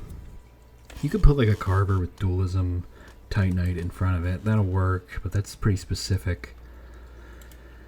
2 smidge Keeper of Echoes. It's good, but it's like, it's still not really gonna like keep it alive a lot of the time. Like Soul Crushing Guild's good, but it only targets one thing. Echo Infusion, 15 HP. Again, that's just not that much. It also takes away one of your crystals, which you want for the Reap. So that's kind of tough. Shelter is a one-time thing. It's good, but you need a lot of them, or you need double stack, spell chain and stuff. Like, they have some defense, but it's, I don't know. I just find that it's like hard to stay alive as this clan. It's hard to stay alive and it's hard to scale, but I still did do quite well on these Spine Chief runs, other than the ones that I started with that one unit. Echo Raid, on the other hand, 70%. I think Echo Raid's pretty good. I won every single repeater run. I think when repeater makes sense, it's typically a good path to go. If you have some way to take advantage of it, it's usually quite strong. Problem is you don't always start with consume cards. I think Marsh Lord in general is much better. The thing I'll say about Marsh Lord, though, that's very important. It's something I kind of learned from that loss too, especially. So I think for the Marsh Lord, they did buff at rank 3. It summons the Bog Deep Cocoon, which I think they did buff it. Let me see if I can go find that unit. Is it a rare? They buffed it to have +15/+15 on edge. I think it was +5/+5 before in the first game. I think even with this +15/+15, it's still just not very good. I generally think that actually you're just better off keeping the rank 2 one and keeping the Kinos Vessel, and then flexing into 1-point Shellsmith or 1-point Repeater. It's generally just better than going full Marsh Lord. I think you should always flex Marsh Lord at rank 2. And then Shellsmith. I think Shellsmith is good to take when you're offered Shellsmith and Repeater and you don't have any consume cards. It just has more stats. That's it. 30-10 on Repeater versus 40-20 on Shellsmith. If you don't have any consume cards and those are the two you're offered, then just take Shellsmith because it's a little better early game. Okay, so that's the champions. Let's go over the starters pretty quick here. Yes, Just Cause only had 5 runs, 40%. Like I said, I think this second... Okay, so I should say this is secondary starters, by the way. This is only the secondary. Because champions, I should also, I kind of didn't mention it, but obviously it goes without saying. Champions, of course, does include their starter card. But this is just the starter card without the champion. So Just Cause did pretty bad. Inspire actually did pretty well. In fact, much better than my average banished win rate was like 61%. Inspire secondary is actually good.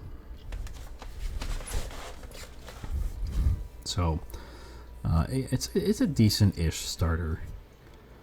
But I think a lot of the reason why it's good is it sort of simplifies things. It's like if you start with Inspire and Banish, it's like for sure, like, okay, I cannot do any sort of shift unit stuff. It's just never going to be good. So I just know I can eliminate that strategy, and it just kind of simplifies things. And I don't have to try to make it work because it's not going to work. Whereas Just Cause, I might get baited into thinking that I can do it. Or it's just not very useful. Like, Just Cause is just not very good, in my opinion. It's just not a good card. Neither is Inspire, really, in my opinion, but at least with Inspire, it's like you can get the good stuff of Banished without having to worry about leaning too heavily into Banished. Fireborn starters, 72% Fire starter, 83% Bloated Whelp, both did quite good. Like I said, so 72% or 73% and 83% quite good, much higher than the champion win rates. The Pyreborn win rate was definitely dragged down a lot by the champions, but when you have them secondary, they're quite good. It's quite good to have them secondary. Bloated Whelps are great because they just can do a lot in the early game, and they just remove themselves from your deck easily. And they also have some synergy with that one artifact that I actually think is pretty good. Is it this one? Yeah, Attuned Manacles. The first time you summon a whelp each turn, reduce the cooldown from the units on all floors by 2. And that can be very powerful for a lot of things. So it's good with that. It's just a good card to just play it and remove itself. It's hard to complain about it. Luna Coven Witchweave, 11 runs, pretty poor win rate. It's a really bad starter card in my opinion, especially when you have it secondary. When you're not doing like Luna Conduit stuff, Witchweave is just such a bad card. It just does nothing. Just 1 damage or 1 heal is just, even for 0, is just horrible. It just has no value in a secondary Luna run. Moon Ritual, on the other hand, can be quite good. It gives you Conduit. It does open up Moon Phase stuff, so definitely much better. It's sort of the reverse of the champions of this clan. The champion associated with Witchweave is much better than the card, and the champion associated with Moon Ritual is much worse than the card. And then on to Underlegion, Eager Conscript. Not great. It has very little purpose if you're not doing Underlegion stuff, which is probably why it's a little bit lower than my overall Actually, is it lower than my Underlegion win rate? Yeah, it is by a good amount. Yeah, it doesn't. If you're not doing Under Legion stuff, it doesn't have much value.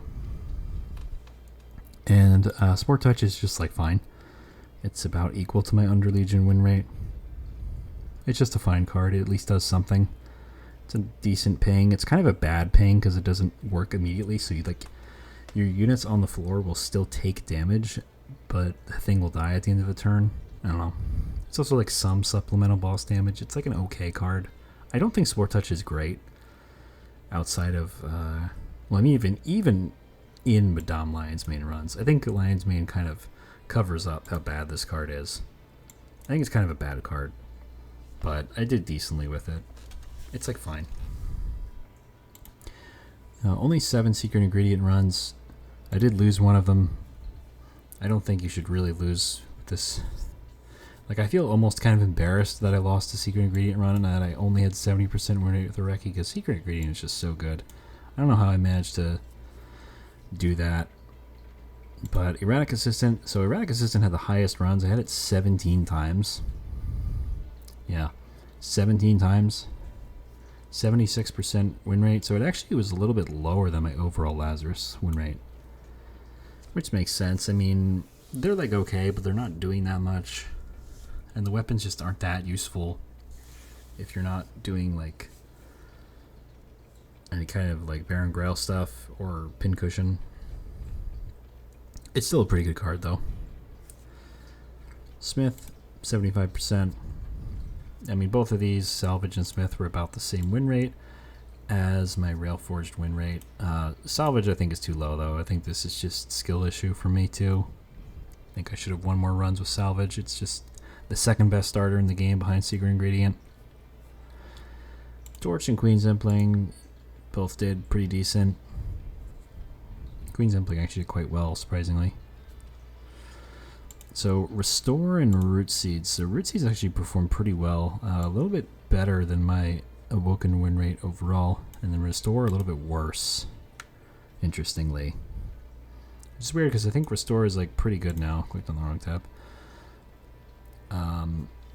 I think it's like pretty good now after the buffs, and it's like it opens up a lot of the Awoken strategies, but I don't know, maybe it baits me into doing heal strategies when I shouldn't. I don't know, maybe just low sample size, hard to say. Both Frozen Lance and Foregone Power did decently, but they both actually had lower win rate than my overall Stygian win rate. They're definitely not very good starter cards. I definitely think the champions are better. It's not great to have these secondary. They don't do much, but the good news is that you're still playing Stygian secondary, which is still very useful and does still have some heavy hitters in their pool in terms of the cards and units. I hate using Foregone Power, but it's still a Stygian card, so we take it. Shade Splitter was my lowest. Only had 4 Shade Splitter runs. Not much to say about it. Plink, not very good win rate. Not a huge amount of runs there either. It did about the same as my overall Umber win rate though. Drag, had a good amount of drag runs.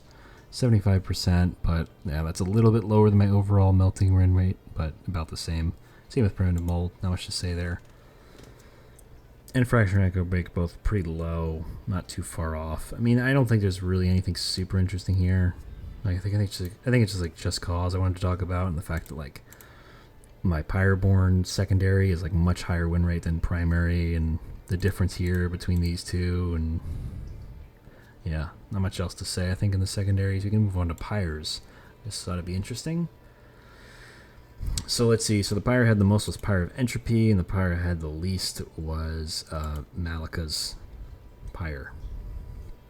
Vast majority of my Pyres. Okay, so if you ignore Aquas Reservation, basically all of my Pyres range somewhere between like 60% to 85% win rate. So sorted by win rate here. So Pyre of Entropy, despite being the highest in occurrence, was actually my highest win rate, even higher than Pyre of Dominion. I mean, barely, but it was higher than Pyre of Dominion. I've kind of changed my tune on Pyre of Entropy. I think this is a very good Pyre now. You basically should always take double Ember with it. And you should try to just take cards. Like, just take cards even if they're not that good. Like, if they make any kind of sense, you should just take them most of the time. Because you're drawing a lot of cards and you don't want to draw too many shards on any given turn. I've really grown to like Pyre of Entropy a lot. I think it's very good.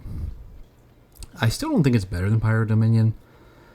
You know, I think we're still just in low sample size territory, but, you know, it is what it is. So, yeah. And then Dominion, also very good. Savagery, all of the Titan Pyres are at the highest. I would probably make like a tier break here, though. We can do a little tier list here, too. Heart of the Pact, ever since they buffed it back up, it's quite good now, in my opinion. The free draw is great. Stats are quite bad, but the free draw is really good. The stats aren't so bad anymore, though, that it like really drags it down. And after that, we have Echo the Time Father. Yeah, this is the best active Pyre, I think. You can do a lot of fun things with the Echo the Time Father. That permafrost on like a whole hand can be really useful. It's like if you played Slay the Spire 2, Convergence on the Regent, you understand why that card is good. It's the reason why Echo the Time Father is good too. It's good to freeze your hand. Lake Mother's Pyre also quite good. I was kind of surprised how well this performed, because, you know, while it obviously is very powerful sealing, it doesn't do anything for you in the early game, and it has pretty poor stats. But I guess it just really helps you get over the finish line. You know, if you can get through the early game, it's probably just a guaranteed win, which is why it's so much higher. And then Bogworm's Growth, another one I'm kind of surprised about, but sometimes getting some free capacity, even if it's random, can just be really useful. You know, it gives you like 8 free capacity spread, or 8 or 9 over the course of a run, so. And then obviously, just based on win rate, we'll do a tier break here. Proto Hardcage, just the standard one. It's just meh. It's average. Great stats, but it doesn't do anything else. Malika's did pretty bad, but low sample size, and I was also definitely feeling the poor stats on it. Like, the fact that it gives really bad stats in the early game is like really painful. It definitely lost me the run a couple of times because its stats were so bad in the early game. I definitely lost a couple of Ring 1, Ring 2 runs. And sometimes you just kind of get really boned by the upgrades you get. Like, normally the free upgrades are good on average. It gives you a ton of value over the course of a run, but it doesn't give you any value immediately, and it would combine with its poor stats mean you can die. And sometimes you just don't hit on good upgrades on your cards. Sometimes you get actively detrimental upgrades on your cards, so it's gambling a bit. It can be good. The sample size is low, but I think it's probably right here. Winged Spirit. Winged Spirit's also okay. It's good because it's kind of the opposite of Malika's in that, like, it can pretty much guarantee you win the early game. If you full heal a Steward, you probably just win Relentless on Ring 1, and then Ring 2, same thing. Just full heal a tank at some point, you'll get through it. But after that, it just doesn't do anything most of the time. But sometimes it does. I think I had a couple runs in here where I was using the ability on Seraph and Titans, and it was clutch, and I absolutely needed it, and it won me the run. So, I mean, it's definitely not useless. I see a lot of people like say that it's really bad and it's useless, but I don't agree. I think it does occasionally do something. Fire's Greed, interestingly, didn't do that great either. Not sure what the problem is. I don't know if it's I like made myself take too much damage from it, or like I try to get too much value out of it. But I don't know. I think it has kind of bad stats in the early game too. Like, it has bad attack, but it scales well. It's like its stats get really high in the late game. Like, it doesn't scale linearly with every pyre. I don't know, it's weird. But I don't know why this, like, I would think that Fire's Greed is pretty good, but I don't know. I think it's probably just that I take too much damage, and it just doesn't have great stats. And maybe the gold, maybe I'm overrating how good the gold is.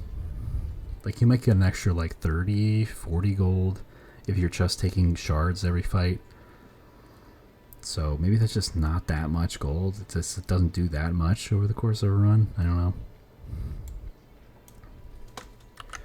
And last but not least, these two. Herzl's Horde and Aquath's. So Herzl's Horde, yeah, so I want to talk about Aquas first because I think I have more to say about Herzl's Horde. I would actually probably, if I were to make an actual tier list, I think I would put Aquas above Herzl's Horde. But Aquas is just not very useful. It just doesn't. It's just a one-time 3 Ember. It just doesn't really do that much. It's like, okay, I can get rid of a calcified Ember maybe, or I can get one big turn. It's like, yeah, it's okay, but usually when you want Ember, like you want consistent Ember. Like a one-time injection of 3 Ember is just not that useful. And its stats are pretty poor. But I don't think it's the worst pyre in the game. I think Herzl's Horde is the worst. So there's a few reasons why I think that. It has pretty poor stats. And it also just kind of doesn't do much of anything at all, in my opinion. So it makes you start with a lot of deployment Ember, which is good. I mean, I like deployment Ember. It's very useful. And then it makes deployable upgrade in the arm shop cost like a little bit less, which is just like nothing. But the problem with it is that, like, and you'll see this later when we get to the boss upgrades, is that most of the time you want to be taking Ember anyway from the boss upgrades. And you usually just end up with so much Ember that this doesn't actually do anything over the course of a run. And it's only really useful in the early game, because that's like before you get the Ember upgrade from the boss. But then in the early game you don't need the extra Ember because you don't have a way to take advantage of it. So it's just kind of a pyre that usually does basically nothing and has kind of bad stats. So that's why I think it's the worst. Yeah, that's what I would probably say. I mean, this isn't my exact tier list, but I would say this is like pretty accurate as to how I feel. It's like pretty close to my actual feelings. It's something like this. I guess I didn't talk about Pyre of Savage. I guess I forgot to talk about it. I guess I didn't really talk about Pyre of Dominion either, but I don't think I really need to say much about Pyre of Dominion. But Pyre of Savagery, it shouldn't be too much of a surprise, but it's very good when it's very good. You know, the fact that it has a ton of attack is really nice. It's really good on Titans, because it kills Dominion really fast. Permascaling is great when it's great, but sometimes it just doesn't do anything, right? Sometimes permascaling your units just doesn't really do much. Sometimes you're just playing a clan that doesn't matter. And the low health actually is really bad in the early game. The high attack doesn't really make up for it, in my opinion. It's good when you like leak a boss. If you like leak like one of the Ring 1 bosses to your pyre, it's good because it's like, yeah, you probably won't take much damage to that boss. But the problem is that if you have like a situation where you're really bad, if you have like a melting Umbra run and you're like really bad at clearing the waves and you just don't have a way to like ping things out and pick off the backliners, it's like the accumulation of damage you take from backliners makes the low health really bad. I guess that's what I would say about Pyre of Savagery, but overall it's still one of the best pyres, I think. Okay. What do we have next? We have banner units. This is probably the fun part. So, I guess I have to explain exactly what a lot of this means. So, here we have the total runs. I have overall win percent, and I should say relative power. So, I have to remember what this even means, because it doesn't really mean what I say it means. So, G2, what is G2? Oh yeah, that's the overall win percent of the clan. Oh yeah, yeah. Okay, so that is right. That is right. Yeah, I don't know what I'm talking about. That is relative power. Sorry. Yeah, so it's basically how much this unit contributes. Like, how much worse is this unit for a run than the average run? It's basically like how it's a, in general, in a vacuum, it's trying to say how good is this unit relatively. Obviously, they're low sample sizes, so take with a grain of salt, but I think it's just interesting to look at. Like, we have like our shifters here, Battle Dancer, Demonic Fledgling. Both of them had 7 runs, both of them went 3 and 4, and both of them are below average units. I would agree. Steadfast Crusader, again, I just think it's a kind of a bad unit, low take and kind of bad. Sword Maiden is decent, 10 runs. I think it's one of the better banished units. It's one of the more like consistent carries that they have. Give it a multi-strike and dualism or something, and it can be a carry if you have a couple of weapons to put on the floor. Or you can make it a tank. It can get a lot of valor and armor. Give it Titanite dualism or something, and it can just be a tank. Banished typically doesn't really struggle with tanks, but you can do that too. Firebrand, my most taken unit, performed about average, surprisingly. My thoughts about Firebrand are not very good anymore. It's not. I think it's just like a decent unit. There was a time where I would have said that I think this is like the best unit in Banished, one of the best units in the game. I don't think I think that anymore. I think it's just like pretty decent. It's just like a pretty good unit. It has the highest take rate and still like about average win rate, which tells me that it's still like a pretty good unit overall, but it's just not amazing in my opinion. It doesn't really help you win the run. It helps you in the early game, but I don't find that Banish struggles in the early game without it. There's another unit that kind of is the same story in this clan, the Underlegion clan, which you might be able to guess what it is, where I kind of feel the exact same way about it. And it kind of does the same thing, in a way. You can guess which one that is, but I'll talk about that too. I don't find those types of units that valuable. Avenger, only 4 takes. I love Avenger. I think it's a very strong unit. It's low sample, but, you know, obviously it does have a significantly higher win rate than overall Banished win rate. I think Avenger is a very strong unit. Probably their best uncommon banner unit, which is crazy that I've taken it the least. I just remember I just never really saw it for some reason. Yeah, I mean, I think it's a very good unit. I think it's a bit of a high skill ceiling unit. You have to like know how to use this unit. It's very complicated. It's not very straightforward to use this unit at all. It's a very good relentless solver. I think it's better than Firebrand at that.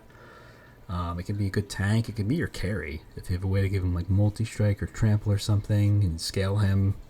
He can do a lot of things. Just a very versatile unit. I think it is the best uncommon unit in Banished. I do have some videos on my channel if you want to look at how good Avenger is. To get an example, I think he should be in the thumbnail of like 2 videos or something, and in the title probably. If you want to get I think it's like my favorite unit in the game. I love this unit, so it's a tragedy I don't sell it 4 times. Okay, on to the rares. Host Guard, one of the best units in the game. I did my rare banner unit tier list, and I put this in the S tier, I think. Or I guess I didn't call it S tier, but the highest tier. Said it's one of the best units in the game. And I've played a lot since then, and I still think that. I know I caught some flack for it. Some people didn't agree with that, but I still think it is. We haven't gone here in a while. Let's go here. Let's just look at them. 3 Ember, so yeah, very expensive. That's by far the worst part of the unit. Otherwise, it's just a super valuable, kind of do anything unit. It's just, yeah. I won't talk about it too much because we'll talk about it on the tier list, but very good. I had 1 loss with it. Death Dancer, I took it once and won. Divine Dancer didn't take it. Just to even remind myself which one is which. Death Dancer is the attack one. Divine Dancer is the armor one. So I took the attack one once and I won with it. Overall, I think these units kind of have the same problem that the other shifters do. They just don't scale enough. I don't think either of them are that great, honestly. I usually would skip them or take whatever other banner was in the unit was in the banner. But I did have 1 run with the attack one where I won. So here's what I kind of wanted to explain. So yeah, so overall, I took 52 banished units total across my runs. That's how many banished units I took. So, and then for the banished clan, as you can see here, I say win percent. So this number isn't win percent. What this number is like a function of how many times I took this unit times its win rate cumulative. So what I can say this is like how much power these units, this is like a power index almost, of just like how good are banished units in general toward any run. And then in this column, I have a minus 8.64 is like how good are banished units sort of relative to the banished clan win rate. It's just kind of like an average or like a function of all of these. So basically what I'm saying here is this minus 8.64% means that banished units overall contributed negatively to my banished win rate. The banished units are definitely not the good part of the banished clan. And this 31 here, this is like an index. This number only really makes sense when you see the other numbers and just like how good are the units in general, I guess is the way you can think about it. It only really makes sense when you see it for the other clans too. So for Pyreborn, it's 50. So I would say that just means that Pyreborn units in a vacuum are better than banished units. Is what that means. So let's go over the... I don't want to make this too long. So let's just go over the Pyreborn units. I feel like that we won't have... I want to get through this somewhat quickly, so I won't talk too much about these. But Magma Mauler, I did take it a lot. It's just a solid unit just to try to get through the early game. But overall, it didn't perform that great, actually. It's not like an amazing unit. A lot of the time, it's like a damage control unit. A lot of the time, it's like I need to take this. I need to not die. And sometimes I would just die. Well, it is what it is. Miser didn't take it very often, but it's a good unit. High win rate makes sense because it's like if I'm taking a Miser, it means I'm probably in a pretty good spot. The one run I lost was probably a run where I started with Miser or something. But yeah. Greed Dragon. So Greed Dragon is one of the biggest surprises in this entire list. It actually performed quite poorly. And a lot of that I think is due to my own greed. I think I lost a lot of these runs by looting my eggs when I probably shouldn't have done that. I was greedy and I went, I'm strong enough to get through Ring 4. I feel like Ring 4, Ring 5 is where I always lose with Greed Dragons because I'll like loot after the Ring 3 boss because I was saving my eggs up to Ring 3 and I'm like, nice, I have full eggs, let's loot. And then I would lose because I overestimated my strength going into Ring 4 or Ring 5. I think this is not indicative of how good this unit actually is. I think this is total kind of in line with like the Enchantress Talos of like just me trying to have fun and throwing the run off of it. I think Greed Dragon's very strong. I wouldn't believe this. Hothead, my most taken unit, 80% win rate. Definitely performed much better than my Pyreborn win rate, but I'm going to say I think this is surprisingly low. I actually thought that this would be higher. I'm actually surprised that Hothead is so low because I think it's better than that. Magma Cultist. This is the Incant one. Very poor win rate. Very bad unit. Yeah, I think this unit's horrible. A big lesson learned about Pyreborn. I think this Magma Cultist unit is really bad. I try to stay away from it. Guildmonger also took it a lot and also performed quite badly. It just usually gives like 1 egg per fight and doesn't have very good stats, so it makes sense. Even with Endless, it's just not very good in my opinion. It's just a low impact, low value unit. Then we have our rares. Goldtooth was awesome, 3-0. Zealot's awesome, 4-0. Both quite good. Not much to say there. And then Fireblooded. I think Fireblooded is better these days, but still not a great unit. So overall, 74 total Pyreborn units taken. That's more than banished. 50 overall. It's better than banished, but that also kind of does include the take rate. So it's like a power index, right? It does include the take rate. Overall, Pyreborn units 1%. So I guess did I explain that right? It's like this is 1% here is like the delta between the average win rate of my Pyreborn units and my overall Pyreborn win rate. So it's like it's basically saying like Pyreborn units contribute like 1% better win rate than not taking a Pyreborn unit. Is basically it basically means that the Pyreborn units are like just as powerful as everything else in the clan, whereas banished units are like pretty poor. Like banished is good because of its like cards and weapons or whatever, not really because of its units. 1% is like very, very equal to everything else in the clan. It's like the units are just as good as everything else. Luna Coven. Shade Guard, by far most taken unit. Performed quite well also. Performed above average, so very good unit, Shade Guard. Selene Acolyte, next most taken, performed kind of badly. It's a tricky unit because it's very fragile and you need Moon Cycle. It needs a lot of setup. It wants quick and multi-strike, but then it also wants some way to stay alive so it doesn't die instantly to, whatever. It's a hard unit to use. You need the full moon, you need some way to cycle. So it definitely doesn't surprise me that it performed below average, but I still think it's one of the better units in this clan. Astrologer performed pretty well. I think for most of these Astrologer runs, though, it was kind of a passenger. It wasn't really usually the reason. It wasn't like my carry most of the time. It was just kind of there as something I took. Nightingale performed a little bit above average. I think it's a decent unit now.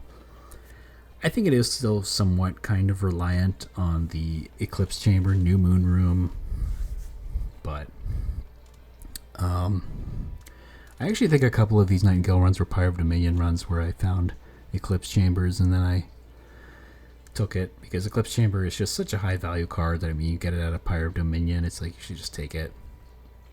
And then I found like Nightingale and then it was good. But yeah, I think very reliant on Eclipse Chamber still, this unit, but very good if you can get it. It's usually GG.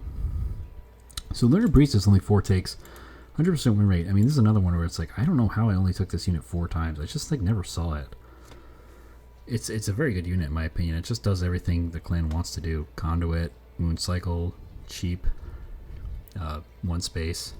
It's just a good unit. So I'm surprised I only took it 4 times. It's very good. I won every run with it. So that's very surprising. But yeah, Silent Sentinel, the tank, slightly below average performance, which makes sense. I think it's not that good. But sometimes you just need a tank, so you have to take it. Moonguard and Scrivener, took them both twice, won both of them each time. Like the new Scrivener, like now that it can't draw starter cards anymore, I think it's quite good now. It's a high value unit, nice utility unit. Theroceli I'm not as sold on. I lost the 1 run I took it, and I'm just not really sold on its value. I just think it's just win more, sort of. It's like kind of overkill. So not my favorite. Overall, Luna Coven took 64 Luna Coven units. Had about the same as Fireborn in terms of impact. I guess that's what you can refer to this number as, is like impact, like run impact. Like what is, if I were to tell the story of these 240 runs, like how much impact did these units have? I guess that's a good way of looking at it. And then 25%, so Luna banner units actually contributed pretty positively toward Lunar win rate, which surprised me. Another way you can maybe look at this is not necessarily that Luna units are good, but maybe I just undertook them, right? I had 74 total Pyroborn units, only 64. Maybe I should have gone to more Luna banners, because like I know like for a fact as I was doing these runs, like every time I saw a Luna banner, I'd be like, Luna banner, like I don't know. But this number tells me that I probably am undertaking Luna banners. I think that's more like what that number should mean. Is it means they're performing quite well, so I should probably take them more often. And keep in mind, just so, I mean, this is a confusing number. If you're interested in this, like I just want to kind of reiterate this here. These percentages are the delta between the unit's win rate and the overall clan win rate. This percentage, it shouldn't be a percent, but this whole column is in percent. This number is not a delta between anything. It's just like a function of it. The 25, the percentage sign here doesn't really mean anything. I just kind of want to reiterate that. That's not a delta between like unit win rate and clan win rate. It doesn't mean anything. Okay. On to Underlegion. A lot of Underlegion units. Both Cluster Colonel and Moral Mistress were very highly taken, very high win rate. Both performed very well, very good units. Amherst-Onoki took that one a lot. Didn't do that great. Doesn't surprise me. I don't think it's a great unit, but a lot of the time taken out of necessity to like survive a Seraph of Savagery or Dominion or what have you. Squad Leader took it twice, probably against my will both times. Probably started with it. I did win both the runs though, but I don't think it was because of Squad Leader. Prickly Puffball. So this was if you were astute and you were paying attention during my Firebrand rant. Maybe not rant, but aside. I feel similarly about Prickly Puffball as I do about Firebrand now. So as you can see, decent take rate, but below average win rate. In my opinion, the thing about Prickly Puffball is that it doesn't do anything that the clan wants to do. I would have said this was one of the best units when I first started the game, and for my first couple hundred hours, I loved Prickly Puffball, thought it was so good. These days, I don't think it's very useful. I don't think it really helps you that much. It falls off a cliff after like ring 6. Starting like ring 6, ring 7, it like absolutely falls off a cliff in usefulness. It just dies in one hit, and it doesn't do anything. And it's not gonna like win you. It's not gonna clear waves or do anything at all. It's mostly just a relentless solution for the early and mid game. The problem is that I don't think that Underlegion really needs that. I just don't think that Underlegion has trouble with that area of the game, which is why I just skip this unit more often than not now. I think I took it a lot at first, but I learned to just like shy away from it because it just wasn't very good. So Spore Launcher, only 12 takes, but performed very well also. Spore Launcher is not like Cluster Kernel, Moral Mistress, because it's more specific. You kind of do need a way to summon stuff, whereas these two, I feel like, even though Moral Mistress does need consume cards, you're going to get consume cards, no matter which starter you have. But Spore Launcher, I think, is kind of more dependent on Eager Conscript or Everbloom, Lion's Mane most of the time, so it's a little more specific, but still very powerful. Deathcap Prophet, never took it. I think the only time I was ever offered it, like twice, was when I had Pyre of Entropy, so I had no purpose for it. But one of the best units in the game, in my opinion, in general, just didn't end up taking it. Bulma Bellow is horrible. Enchantrell was pretty good. You gotta be careful, but it's a very expensive unit, but it's deceptively extremely powerful. If you can get a dualism on it, and you can make sure it stays alive, you can actually play it early on, and you have a way to summon, you probably win the run. It's a ton of sap. You just need some way to like kill bosses or whatever, but it's super powerful. The problem with this unit and many of the other Underlegion units is that they are all like fighting for dualism. But that's like the only problem with them. As you can see, I took 82 Underlegion banners total, 66 power, or I should say run impact, which is also the highest so far, mostly because I took the most. And this percentage, well, the percentage doesn't mean anything. This number is the highest. It's very high, which probably means that despite all of these, it's still probably undertaken. Like, I'm still probably undertaking or could take more Underlegion units, or they're just very powerful.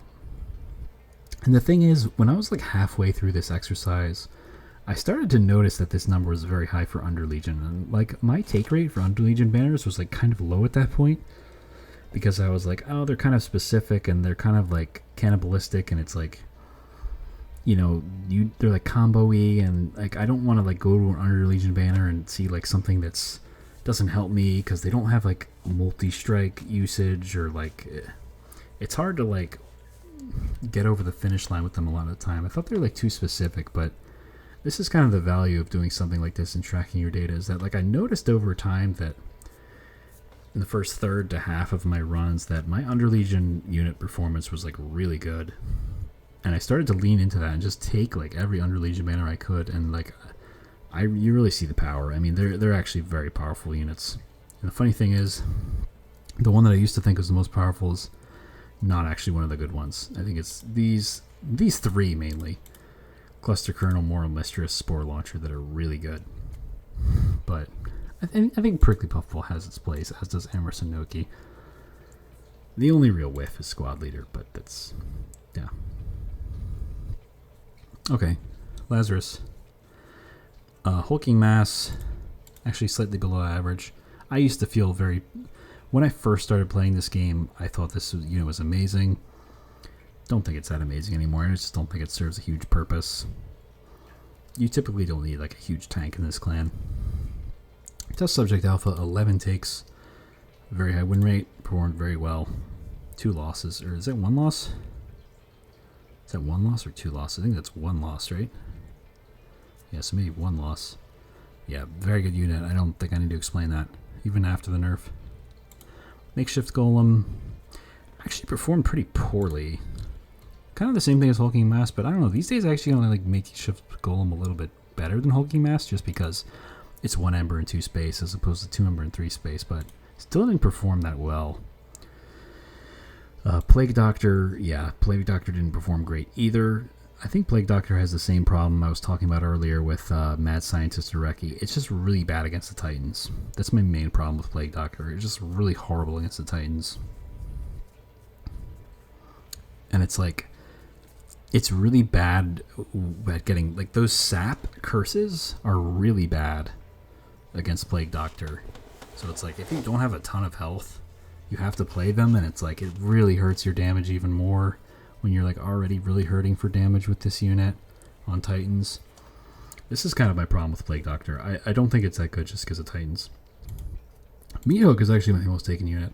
Not because I think it's the best, because I just think it's like so takeable. And it performs about averagely. It's just like, it's like John Lazarus League unit. It's like, sure, I'll take a Meat Hook, why not? Even if I have all my units, I'm like, yeah, I'll take a Meat Hook, sure. That'll be useful. You know, slap dualism on it. It's very useful against Seraphs and Savagery, Titan. Yeah, it's just a good unit. Pincushion performs pretty well. Very solid unit. Again, yeah, you need assistance, obviously. So it's more specific, but very good unit. If you have assistance, I mean, I always want to see this Pincushion unit. Very good unit. Just get tank and be your carry or whatever. Rares, 9 Life Nightmare 3-0. Very versatile unit. Slap some spikes on it from Faulty Body. Slap Tome of Horrors on it and Dualism. It has 18 Reanimate with the Dualism and Reanimate upgrade. And then you give it Tome of Horrors and it just has tons of Reanimate and doing tons of Unstable. Or you could, you know, Faulty Body. Or just make it a tank. You know, it has, with Dualism, again, it's at least 16 Reanimate. And then you'll always find the Reanimate upgrade to get it to 18. So it's just a really good tank for that.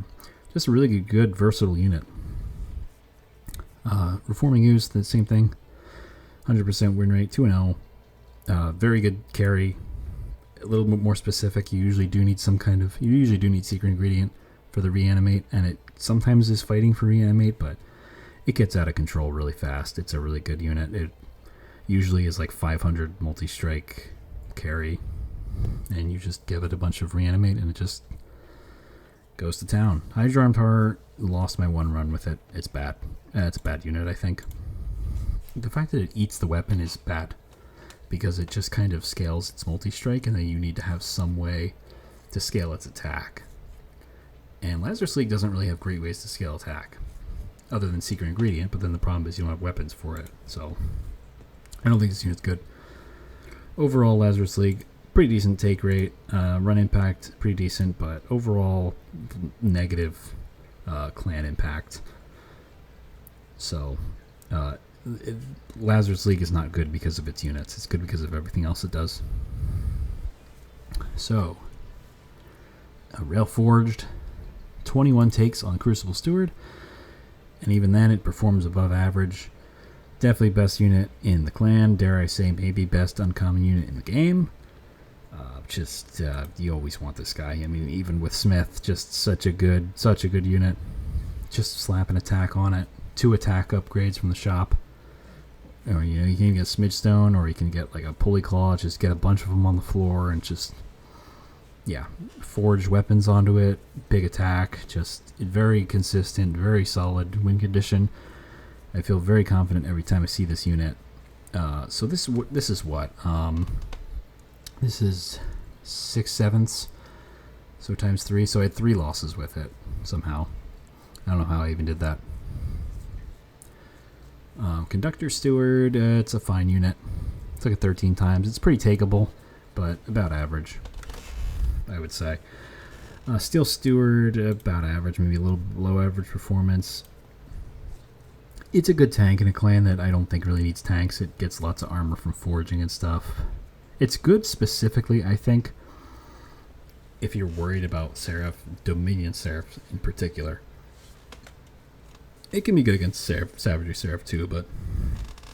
And I guess it's even good against Entropy, because you can incant all you want and it only takes 15 damage, but you're really only taking it for like Seraph or Titan fights, and it's if you're really particularly worried about that, and usually you just don't need to be.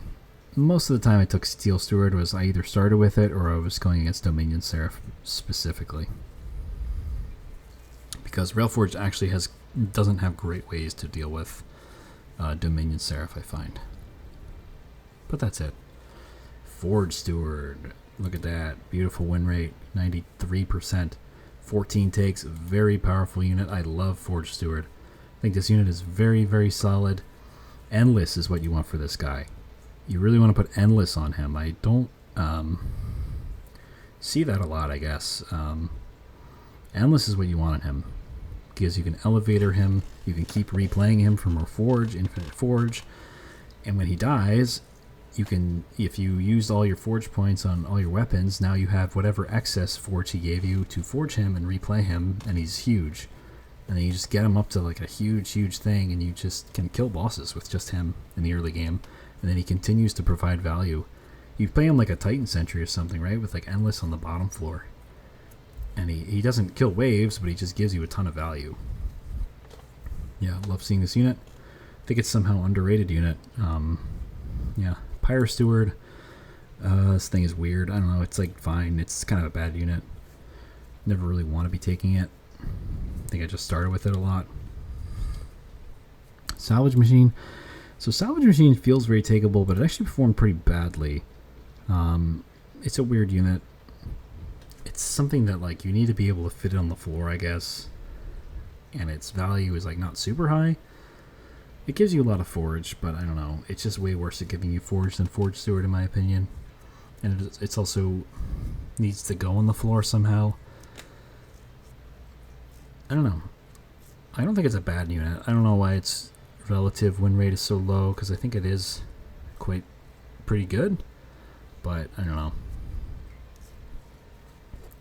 Knuckler Steward, 2-1 actually. I should be 3-0. I think I threw the run a stupid way. Love Knuckler Steward. He performs so much better than you think he will. Because the thing that you kind of don't realize about Knuckler Steward, and I think this is where I went wrong in my initial evaluation of him when I first saw him, Revenge Gain Burst 1. It doesn't go away at the end of the turn, right? He keeps accumulating the burst, and if you scale his attack enough, he just keeps all of the remaining burst. So like he'll just be like sitting at like 11 burst like at the end of fights, like as the boss is coming up, because he just like accumulates it over time if you get the attack high enough. He's really good. Like I think that's kind of the thing I missed. Obviously he's really good with like that too. Yeah, I think that's what makes him so good. Juggernaut, very good unit as well. I didn't have any runs with it in this sample. I don't know why. It's a very good unit. Spike Driver Factory, no runs either. This is because it's not good. I definitely saw Spike Driver Factory. It's not a good unit. It's not horrible, but it's just not very good. 80 total takes on Railforged, high run impact, and decent performance. Overall, slightly above average. So the Railforged units are pretty good, as is the clan. Hellhorn units, let's talk about Hellhorn units. Somehow only took Horned Warrior once, which surprises me, and I took Branded Warrior 5 times. Both of them performed quite well. I kind of like Branded Warrior now. I don't know. It's like, I don't know. It's good with like Rage Room, I would say. Because even if you don't get the slays, you can at least scale it enough to start getting slays after it's attacked enough. I don't know. It's like a decent unit. It's good with Dualism too. I think Dualism really helped this unit from the first game. Alpha Fiend. I somehow went 8-0 with Alpha Fiend. I think it's sort of like, that's a little fake, because I think a lot of the time it was sort of a passenger on a lot of the runs. Like it was not really the win condition in a lot of them, but it's still a decent unit. I think it's very expensive for its base stats, so I don't think it's like a great unit. I think this 100% win rate for Alpha Fiend is a little bit fake, like I said, but it's a decent unit. Demon Fiend, I took it 7 times, slightly below average performance. It's 4 Ember. It is very good, but it's 4 Ember, and you do have to find a way to scale it pretty fast if you're going to make it your win condition, which it's 4 Amber, so yeah, you're going to want it to be your unit. But overall, it's still good. It's definitely very good in the early game, too. If anything, it's just a good early game unit.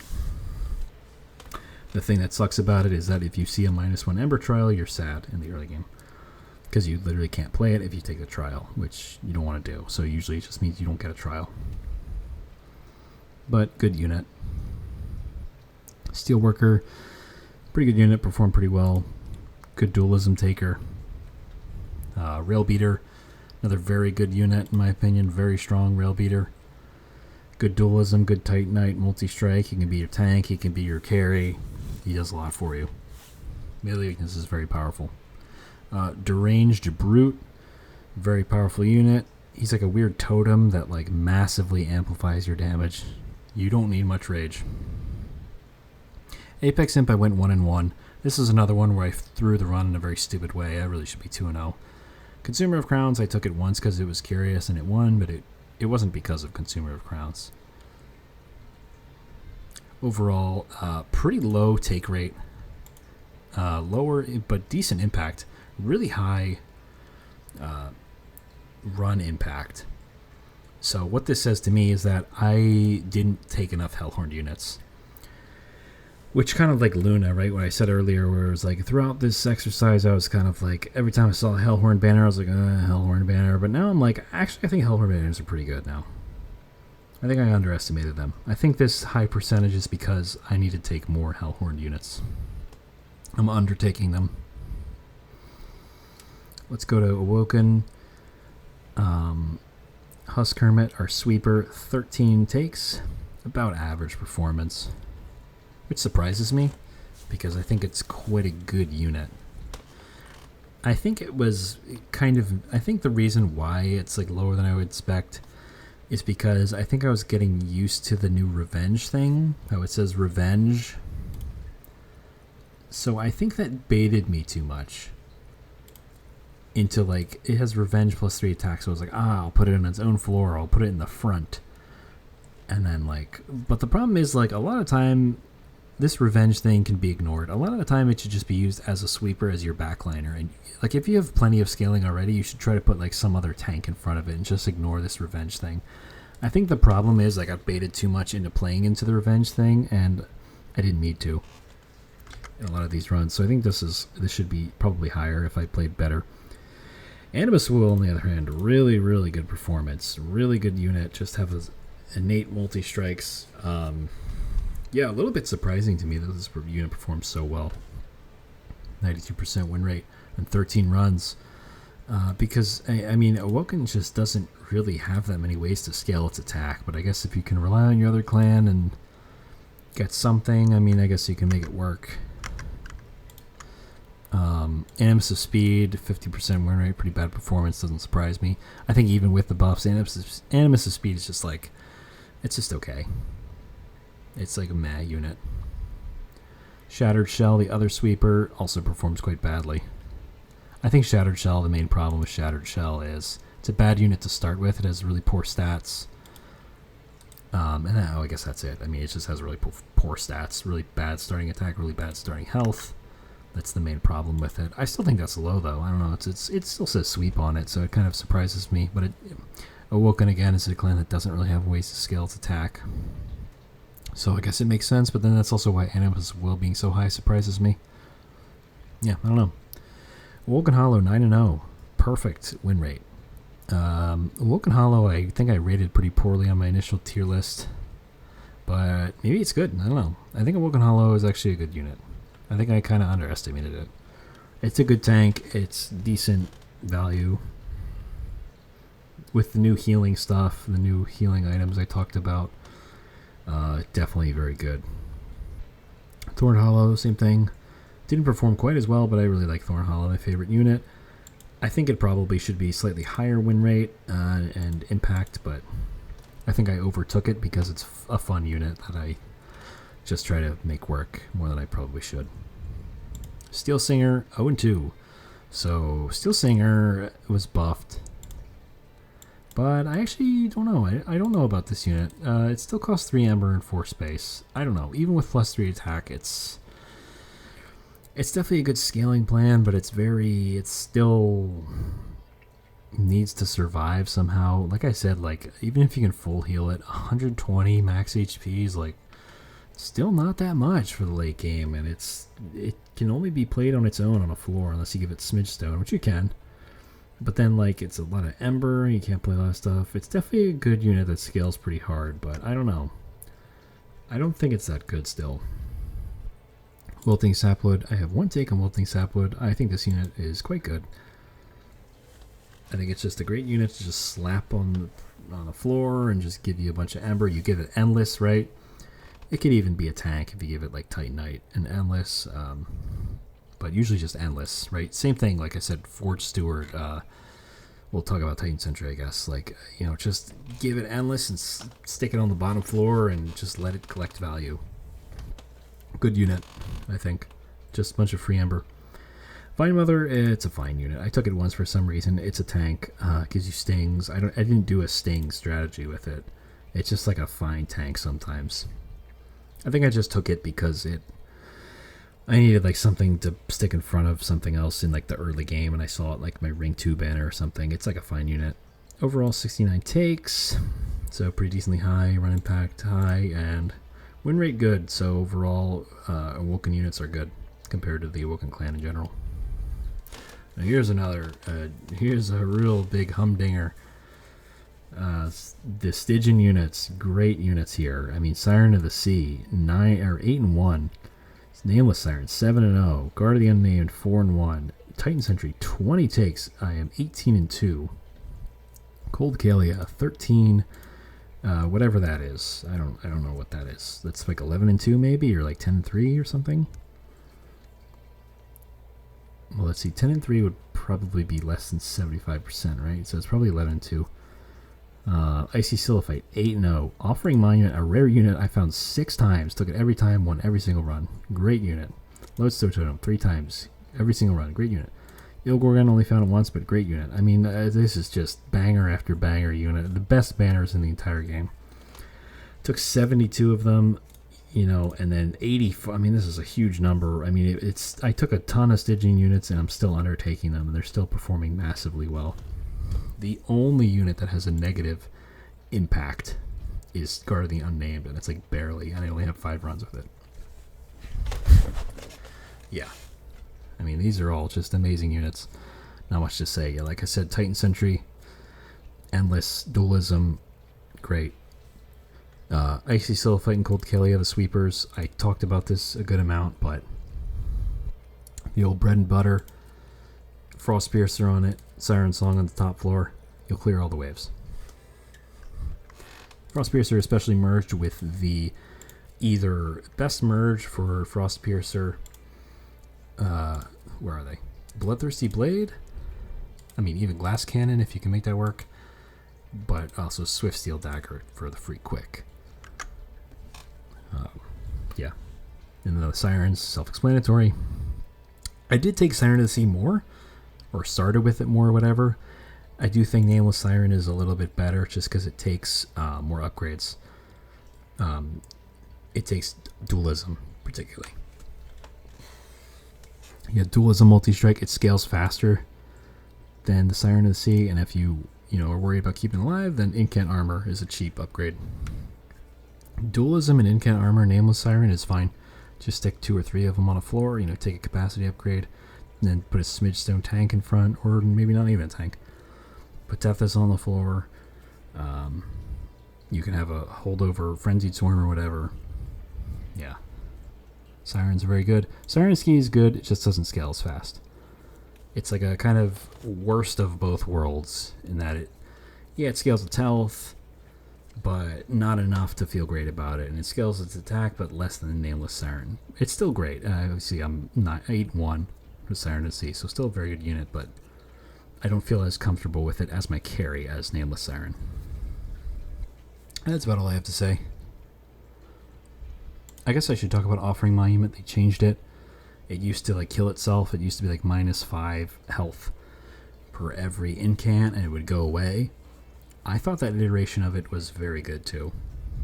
I know a lot of people think that it changed to it recently, where it just has 1 health now, and it's just a static draw 1 next turn is much better, but I don't know, I kind of liked drawing through my entire deck on turn 1 with it before, and just getting through my deck and getting all my important cards instantly was definitely very good too. I'm not sure if I'm sold that it's better now. I actually don't know if it's better now. I think the old iteration might have been better, but hard to say.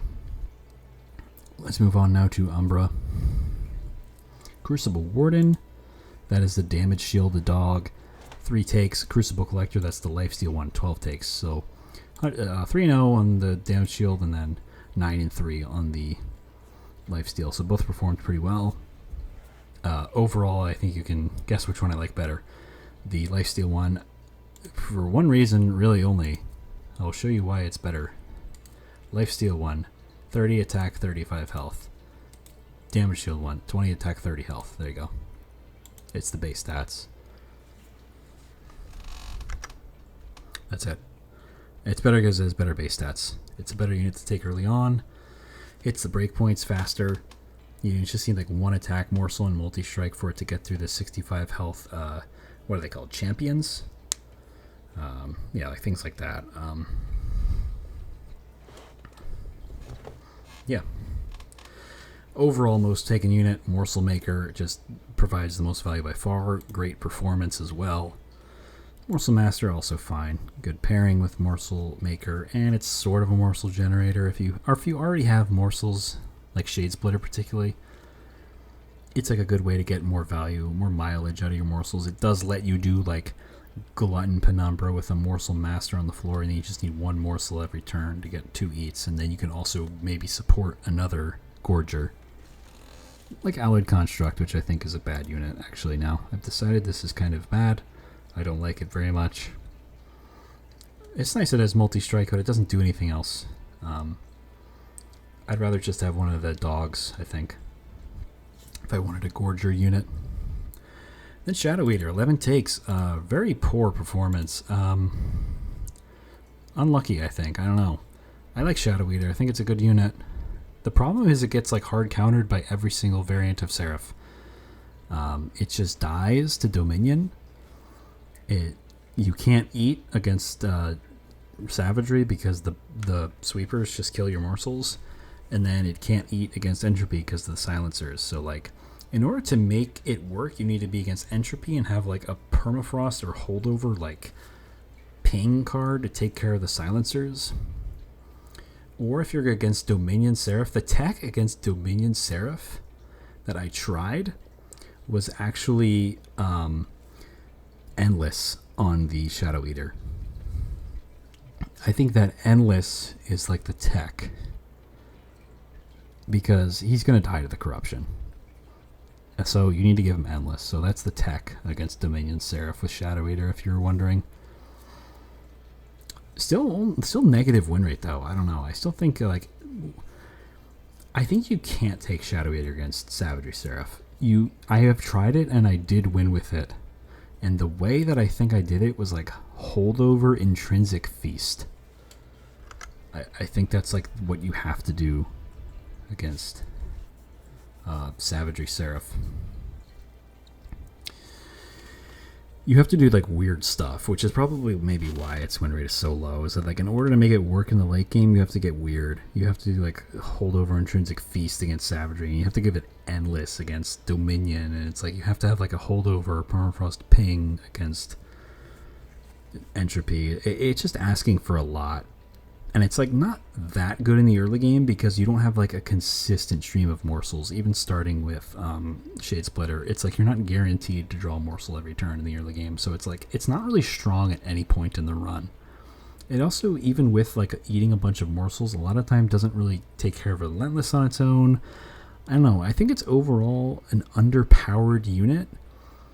But the reason why I like it so much is because it's like one of the only ways to like clear backliners with this clan. It's like a necessary evil, I find a lot of the time. Yeah, I guess that's my opinion on Shadow Eater. I'm very opinionated on Shadow Eater. I don't have any rare... These are all bad units in my opinion, all of them. Morsel Mate is bad in my opinion. I know that might be a controversial take, but I just don't think it scales enough, and it's just asking you for too much. It scales too slowly, even with the buff to it. Overgorger is just terrible, scales too slowly, too much Ember, too much space.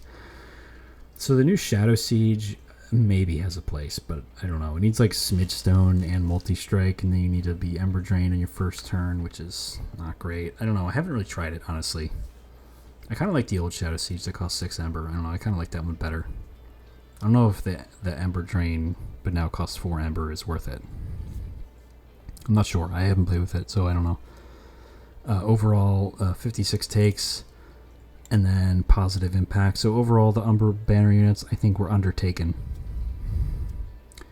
Which, I don't know, maybe not, though, because you look at 56 takes, which is comparable to, I guess I should say, like, maybe Lazarus League, but had, or like Hellhorn or something. But if you recall, my number of Under Legion runs was actually Umber runs was actually much lower than like Lazarus League and Hellhorn even. So I was taking a decent amount of Umber units actually. So maybe that just tells me that Umber units are just good in general. I don't know. Maybe it just means I'm undervaluing them. I'm not sure. But overall, they contributed positively. Okay, Melting Remnant, Paraffin Enforcer, 15 takes. Pretty bad performance, actually. It's not my favorite unit. I think it has there's a couple of problems with it. It wants too much setup. It wants too many things. It's not tanky enough to withstand the game. Its stats are too poor. It wants a way to give itself burnout immediately. You can give it the burnout upgrade from the shop, but then you need an immediate way to give it more burnout, or you need to have reforms, primitive mold. But then it also wants multi-strike and dualism to really be your carry. I don't know. It's a very greedy and hungry unit. It wants a lot of stuff. It definitely can be your carry, and it scales really well. You can put a stealth tomb in front of it and reform that stealth tomb, or endless the stealth tomb, or get I talked about it before, engulfed in smoke or whatever. And that's definitely something you can do. You can absolutely win with this unit, but I think it did have a little bit of a fall from grace from the first game.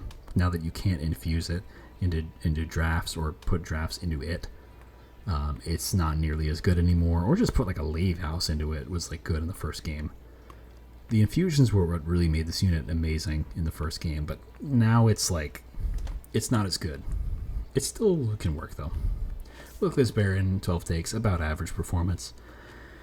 It's a good unit, but it wants stuff too. It scales very slowly, so you do kind of need a way to get it going. Is the major problem. Tycoon, also pretty decent performance. Gives you a lot of money. I like Tycoon a lot. Passive income. That's it. It's just passive income a lot of the time. You put a bunch of dregs in front of it or behind it, whatever. And it can act as a tank. You can give it Titanite and plus 20 and it's a good tank. And then just put a sweeper behind it. If you're playing a Woken secondary or something. Paraffin Thug, only 4 takes. Again, about average performance. It's a good unit. It definitely falls off pretty massively. It's not going to be your carry, but it's going to give you some money in the early game, but not as much as Tycoon usually. It can, though. One thing I've done is given it that sweep equipment. What is that, a rare? No, I guess it is an uncommon. The Iron Tongue, it's really good with that. That'll give you lots of money. That's the best usage for Paraffin Thug, I think. A good early game unit, but definitely falls off. Lady of the House, 90% win rate. Good unit, in my opinion. Very good unit. Probably their best unit now, in terms of the uncommon at least. Just scales really well. It does have a good amount of starting attack. What is her starting attack? 45, much higher than 25. It still kind of does have the same problem though, where it is very fragile still in the late game. It still does kind of have that problem, but it at least is the thing. Against Titans on turn 1, if you stick her top floor and she takes 20 damage from Entropy and the 5 from Dominion or whatever, it gives you a turn. She at least gives you a turn to draw something, whereas Paraffin Enforcer doesn't give you any time. Paraffin Enforcer is just dead on turn 1 to Titans. I guess that's kind of the difference. And then, you just give Lady of the House her burnout, and you give her that rare weapon, which is also good with Paraffin Enforcer too, Resin Blades. Okay. Rare units, Legion of Wax. I love this unit now. I think this is an amazing unit, actually. I think I've come around on this unit once again. I thought it was way worse in this game because of the lack of infusions. Again, you can't put the Tycoon into it, and you can't put the Explosive Tomb into it, and do all that fun stuff, but it does so much. With Smidgestone, it's like really good. I really like this thing. It's an amazing tank with Smidgestone. It's just a ton of free harvests. You know, if you get like 2 Wickless Barons on the floor and a Smidgestone Legion of Wax in front of it, it's just super overcharged scaling. Like it just scales super well. Keep reforming it. You give it Burnout 1. Yeah, it's just huge scaling. It also, you can play it in front of a Tycoon, like I said. Okay, you can't fuse them anymore, but you can just play it in front of a Tycoon now because you have the Smidgestone option. You don't have to take space for that, even though on Melting you do want to take space a lot of the time, so you can still do that. You can also just give it multi-strike, and it just can still be a carry if you have a lot of reforms. You know, it's great with Dark Calling Rector. I did that a lot. It's great with Primitive Mold. Just a really versatile, solid unit. Can do so much for you. Bounty Stalker, I don't think I need to talk too much about. Very good unit, especially with the buffs now. Really nice. Big Sludge, didn't take it at all. Don't know if I even saw it, but either way, I don't really love this unit. Never did. I think it's too expensive. 57 takes for melting. Overall, good impact. 20. You know, it's the melting units are overall good. It seems, despite the kind of poor performance of Paraffin. I guess that's balanced out by Lady of the House being good and the overall decent Barons and Thug and good rare units or whatever. Oh, I didn't talk about Lady of the Reforms. Sometimes you need it for Burnout. It's a decent tank. Whatever. Titanite plus 20. Okay. Wormkin. Here we go. So Shardsoul Carver, 12 takes, great performance, great unit. Not much to say. Like I said, it can be a tank. You can give it Dualism, Titanite, whatever. Or it can be your carry, multi-strike, whatever. Keeper of Echoes, 17 takes, about average performance. I think Keeper of Echoes is like, okay, it definitely illustrates the problems here, is that it's just like performs averagely, despite high takes. It takes a while, like I said earlier with Wormkin, it takes a while for this unit to really get off the ground. Like, you need to get a lot of Inspires going before you really, like, start to notice, like, a huge attack upgrade. It also really wants Smidgestone specifically. It's a bit picky with its upgrades. It's like, on the one hand, it's good maybe, because it's like, oh, it doesn't really need a lot of shop upgrades to be good. But on the other hand, it's like, well, it kind of needs specifically Smidgestone. You're kind of specifically looking for Smidgestone. It's also 2 Ember, so it's like hard to play a lot of them in deployment, and you kind of need to find some of them later sometimes, and that doesn't feel great. But overall, it's definitely, if you can get it going, if you can get like a few of them on the floor with Smidgestone, and you get your Inspires going, yeah, that's definitely a winning line. You get a ton of stats from that. Let's get like 2 or 3 Keeper of Echoes on the floor, and you get that, you know, especially if you can get that one Forgotten Shade on your tank or whatever. That's pretty amazing, yeah. But it requires a lot of setup, and it's slow. So that's why it's only like average. First of Kin 7 takes, performed pretty well. Very good with the repeater, Echo Right. Very good with the Chamber of Recall. Good unit overall, but expensive. But the buffs definitely helped it. It used to cost 3 Ember in the... Yeah, I think it used to cost 3 Ember in the first game. And the Etch was only like plus 5 attack. So buffs definitely helped it. Chamber of Recall definitely helps it a lot. It's a good carry unit. It does kind of want like Smidgestone or multi-strike or a space upgrade, but it's still good. Kino's Vessel, I was talking about this earlier. This is the 8 shell egg. Not a great unit in my opinion. It's still just too much. Bug Chrysalis, 8 takes. Kind of average performance. Overall, that kind of surprises me. I think this is a great unit. I would say, though, for whatever reason, and I guess it's not for whatever reason, right? I guess it's for a very obvious reason. This unit got a lot worse. I think this was the best Wormkin unit in Monster Train 1 because you could infuse it with the Kinhost Carapace and do like an endless egg thing, and you can just have like a ton of the eggs on the floor. That doesn't really work anymore because you can't infuse it, right? So like the endless egg thing just like doesn't really work that well anymore. But it is nice that they kind of buffed the fly thing so that like it can fly to a floor. So like you can still do the endless and then like, I don't know, maybe not endless, but you can like fly a bunch of flies onto one floor and do that. It's It's still a good unit. I think it should do better than this, though. I think it's like a good unit. It's also good with equipment. That's a nice buff for it. So while it doesn't do the Kinno's Carapace thing anymore, it does retain equipment, as far as I know. So it's always good. Kinno's Carapace, I talked about this thing. I hate this unit. It performed bad. I hate it.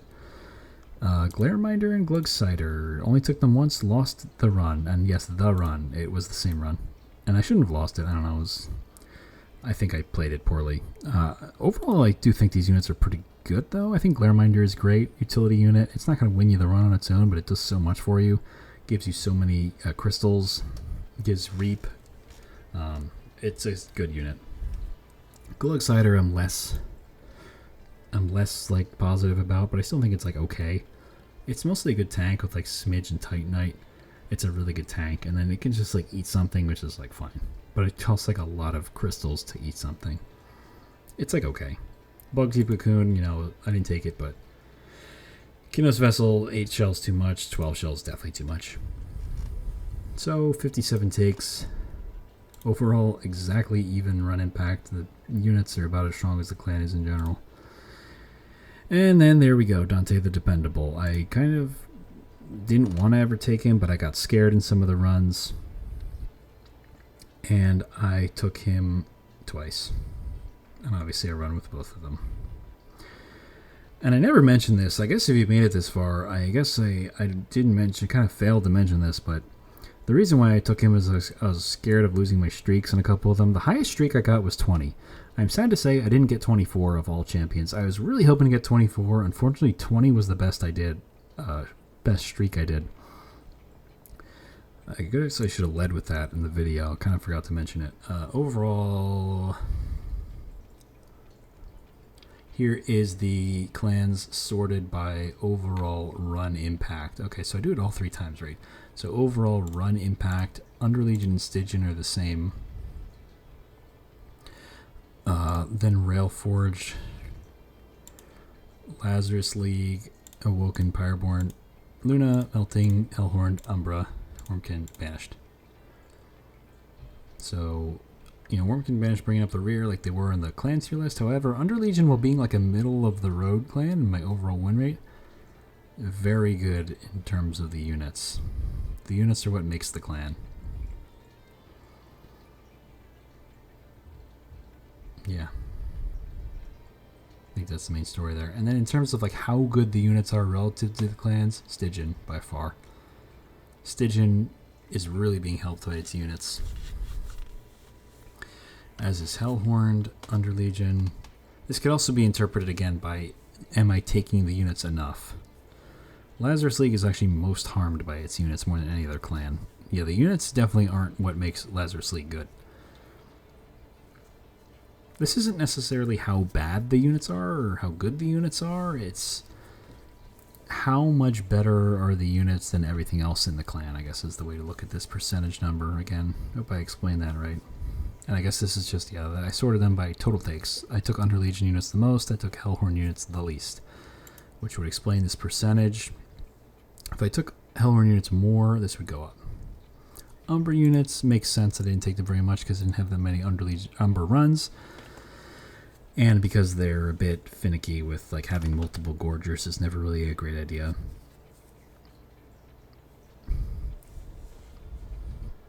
Okay, what is next? We're almost done here, I think. I think this is the last thing.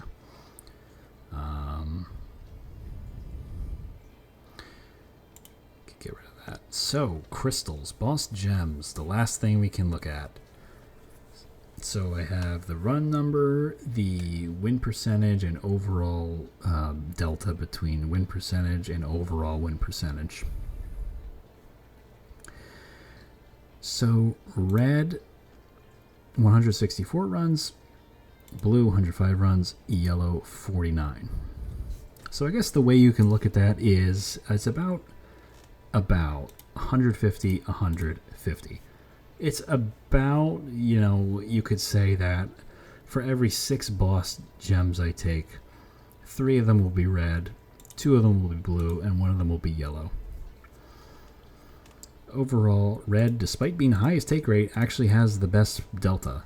it overperforms. And then blue and yellow both underperform slightly about equally. But again, these are very slight. These are very close to my overall win rate. And by the way, I guess I should say, the reason why this delta is only slightly off of 80%, 87%, but if you recall, my overall win rate is 72%, so that doesn't make any sense, right? I'm taking the delta from my overall win rate when I get both of the gems, just to make the data make more sense and to not bias it toward, like, you know, if I lost a run,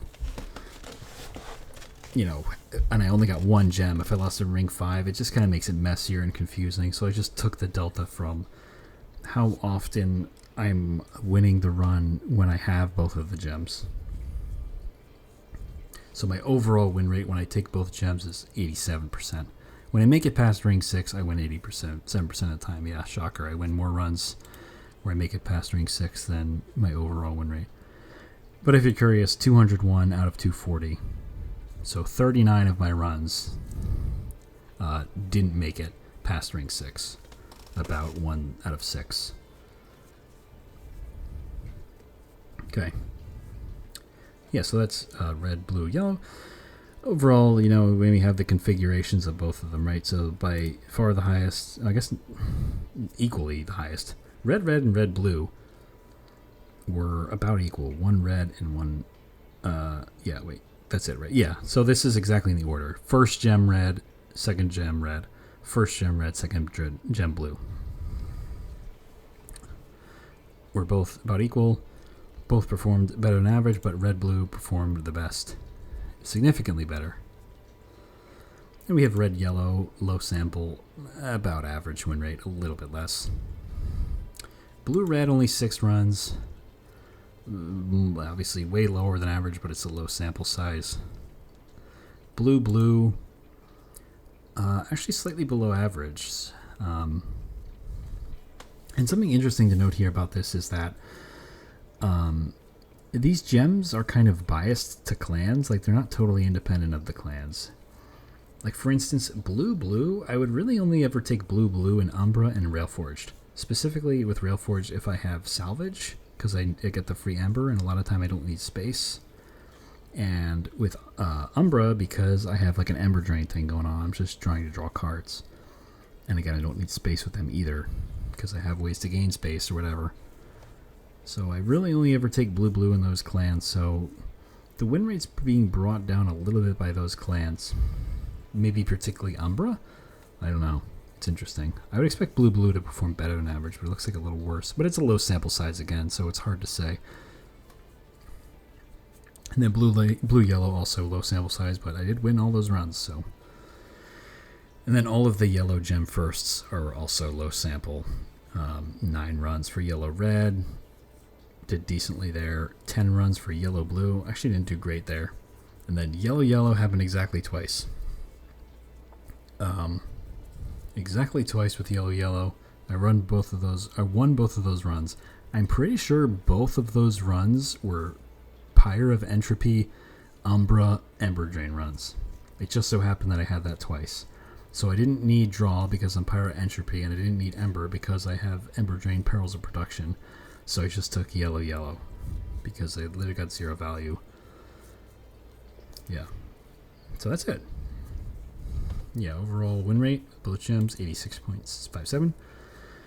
That is it. I kind of wanted to include, like, what I was dying to most of the time. Maybe we can just look at it. I just didn't put that together, so let me zoom out to a normal zoom here, finally.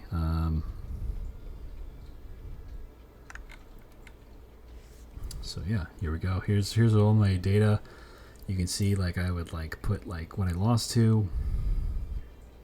I kind of wish I had the data for this, but I think more runs than not. We can kind of look at this. So Bloody Harvest once. That's the that is the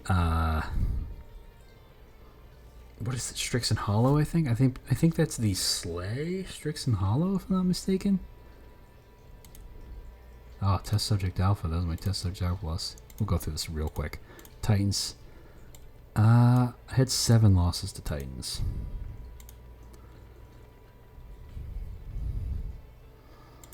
So Quoto, I lost to once. It was Corrupted Crusade. Corrupted Mass. This is Corruption Fleshweaver. I lost to 3 times. Let's get a little bit more organized here, and just look at the wave 3 losses. Let's more mass, spiked mass, corrupted mass. So corrupted mass 3 times, more mass 4 times, and spiked mass 3 times. So overall, I had 10 losses to Fleshweaver. I lost to Fleshweaver more than Titans. Doesn't surprise me.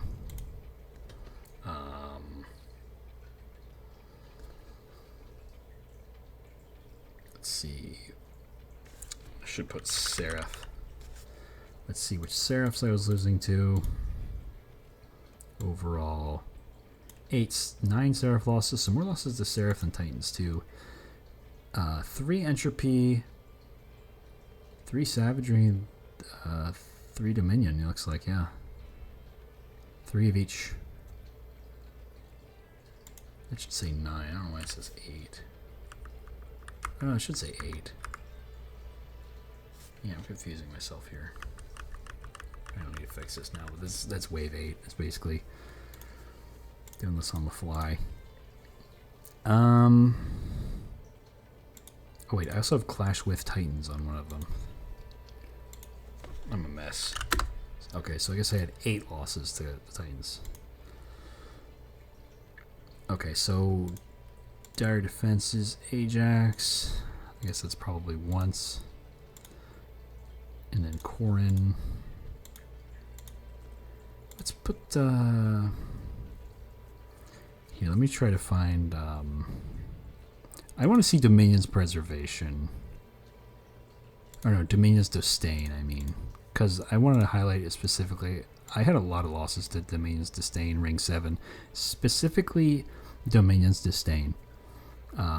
Lost me. I think Dominion's Disdain is the hardest Ring 7. That was an observation I had. All these are low samples, but I think I had enough data to determine that Dominion's Disdain is definitely the hardest Ring 7.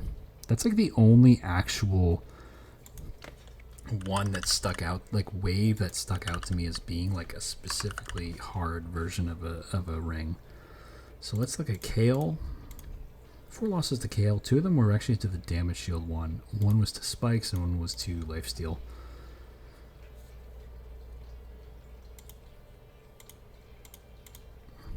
I'm trying to remember what the Furious Frenzy, they're all called different things is the problem for this guy, Archeon. 5 total losses to Archeon. 1 was to Furious Frenzy, which is the Rage one. 3 of them were actually to Pyre Hunter, and 1 was to Hard-Headed. I think in general, a pushback Hard-Headed one is the easiest. I actually think the Rage one is the hardest. I only had 1 loss. I had 3 losses to Pyre Hunter, though. Interesting. It is kind of hard because he immediately comes out of the gate multi-striking for 18 damage total, so it's definitely understandable. And then what? Yeah, Bloody Harvest. I have to remember what all the names are for Strixen Hollow. Inevitability. And what is the last one here? What is the last one? Maybe I didn't lose to it?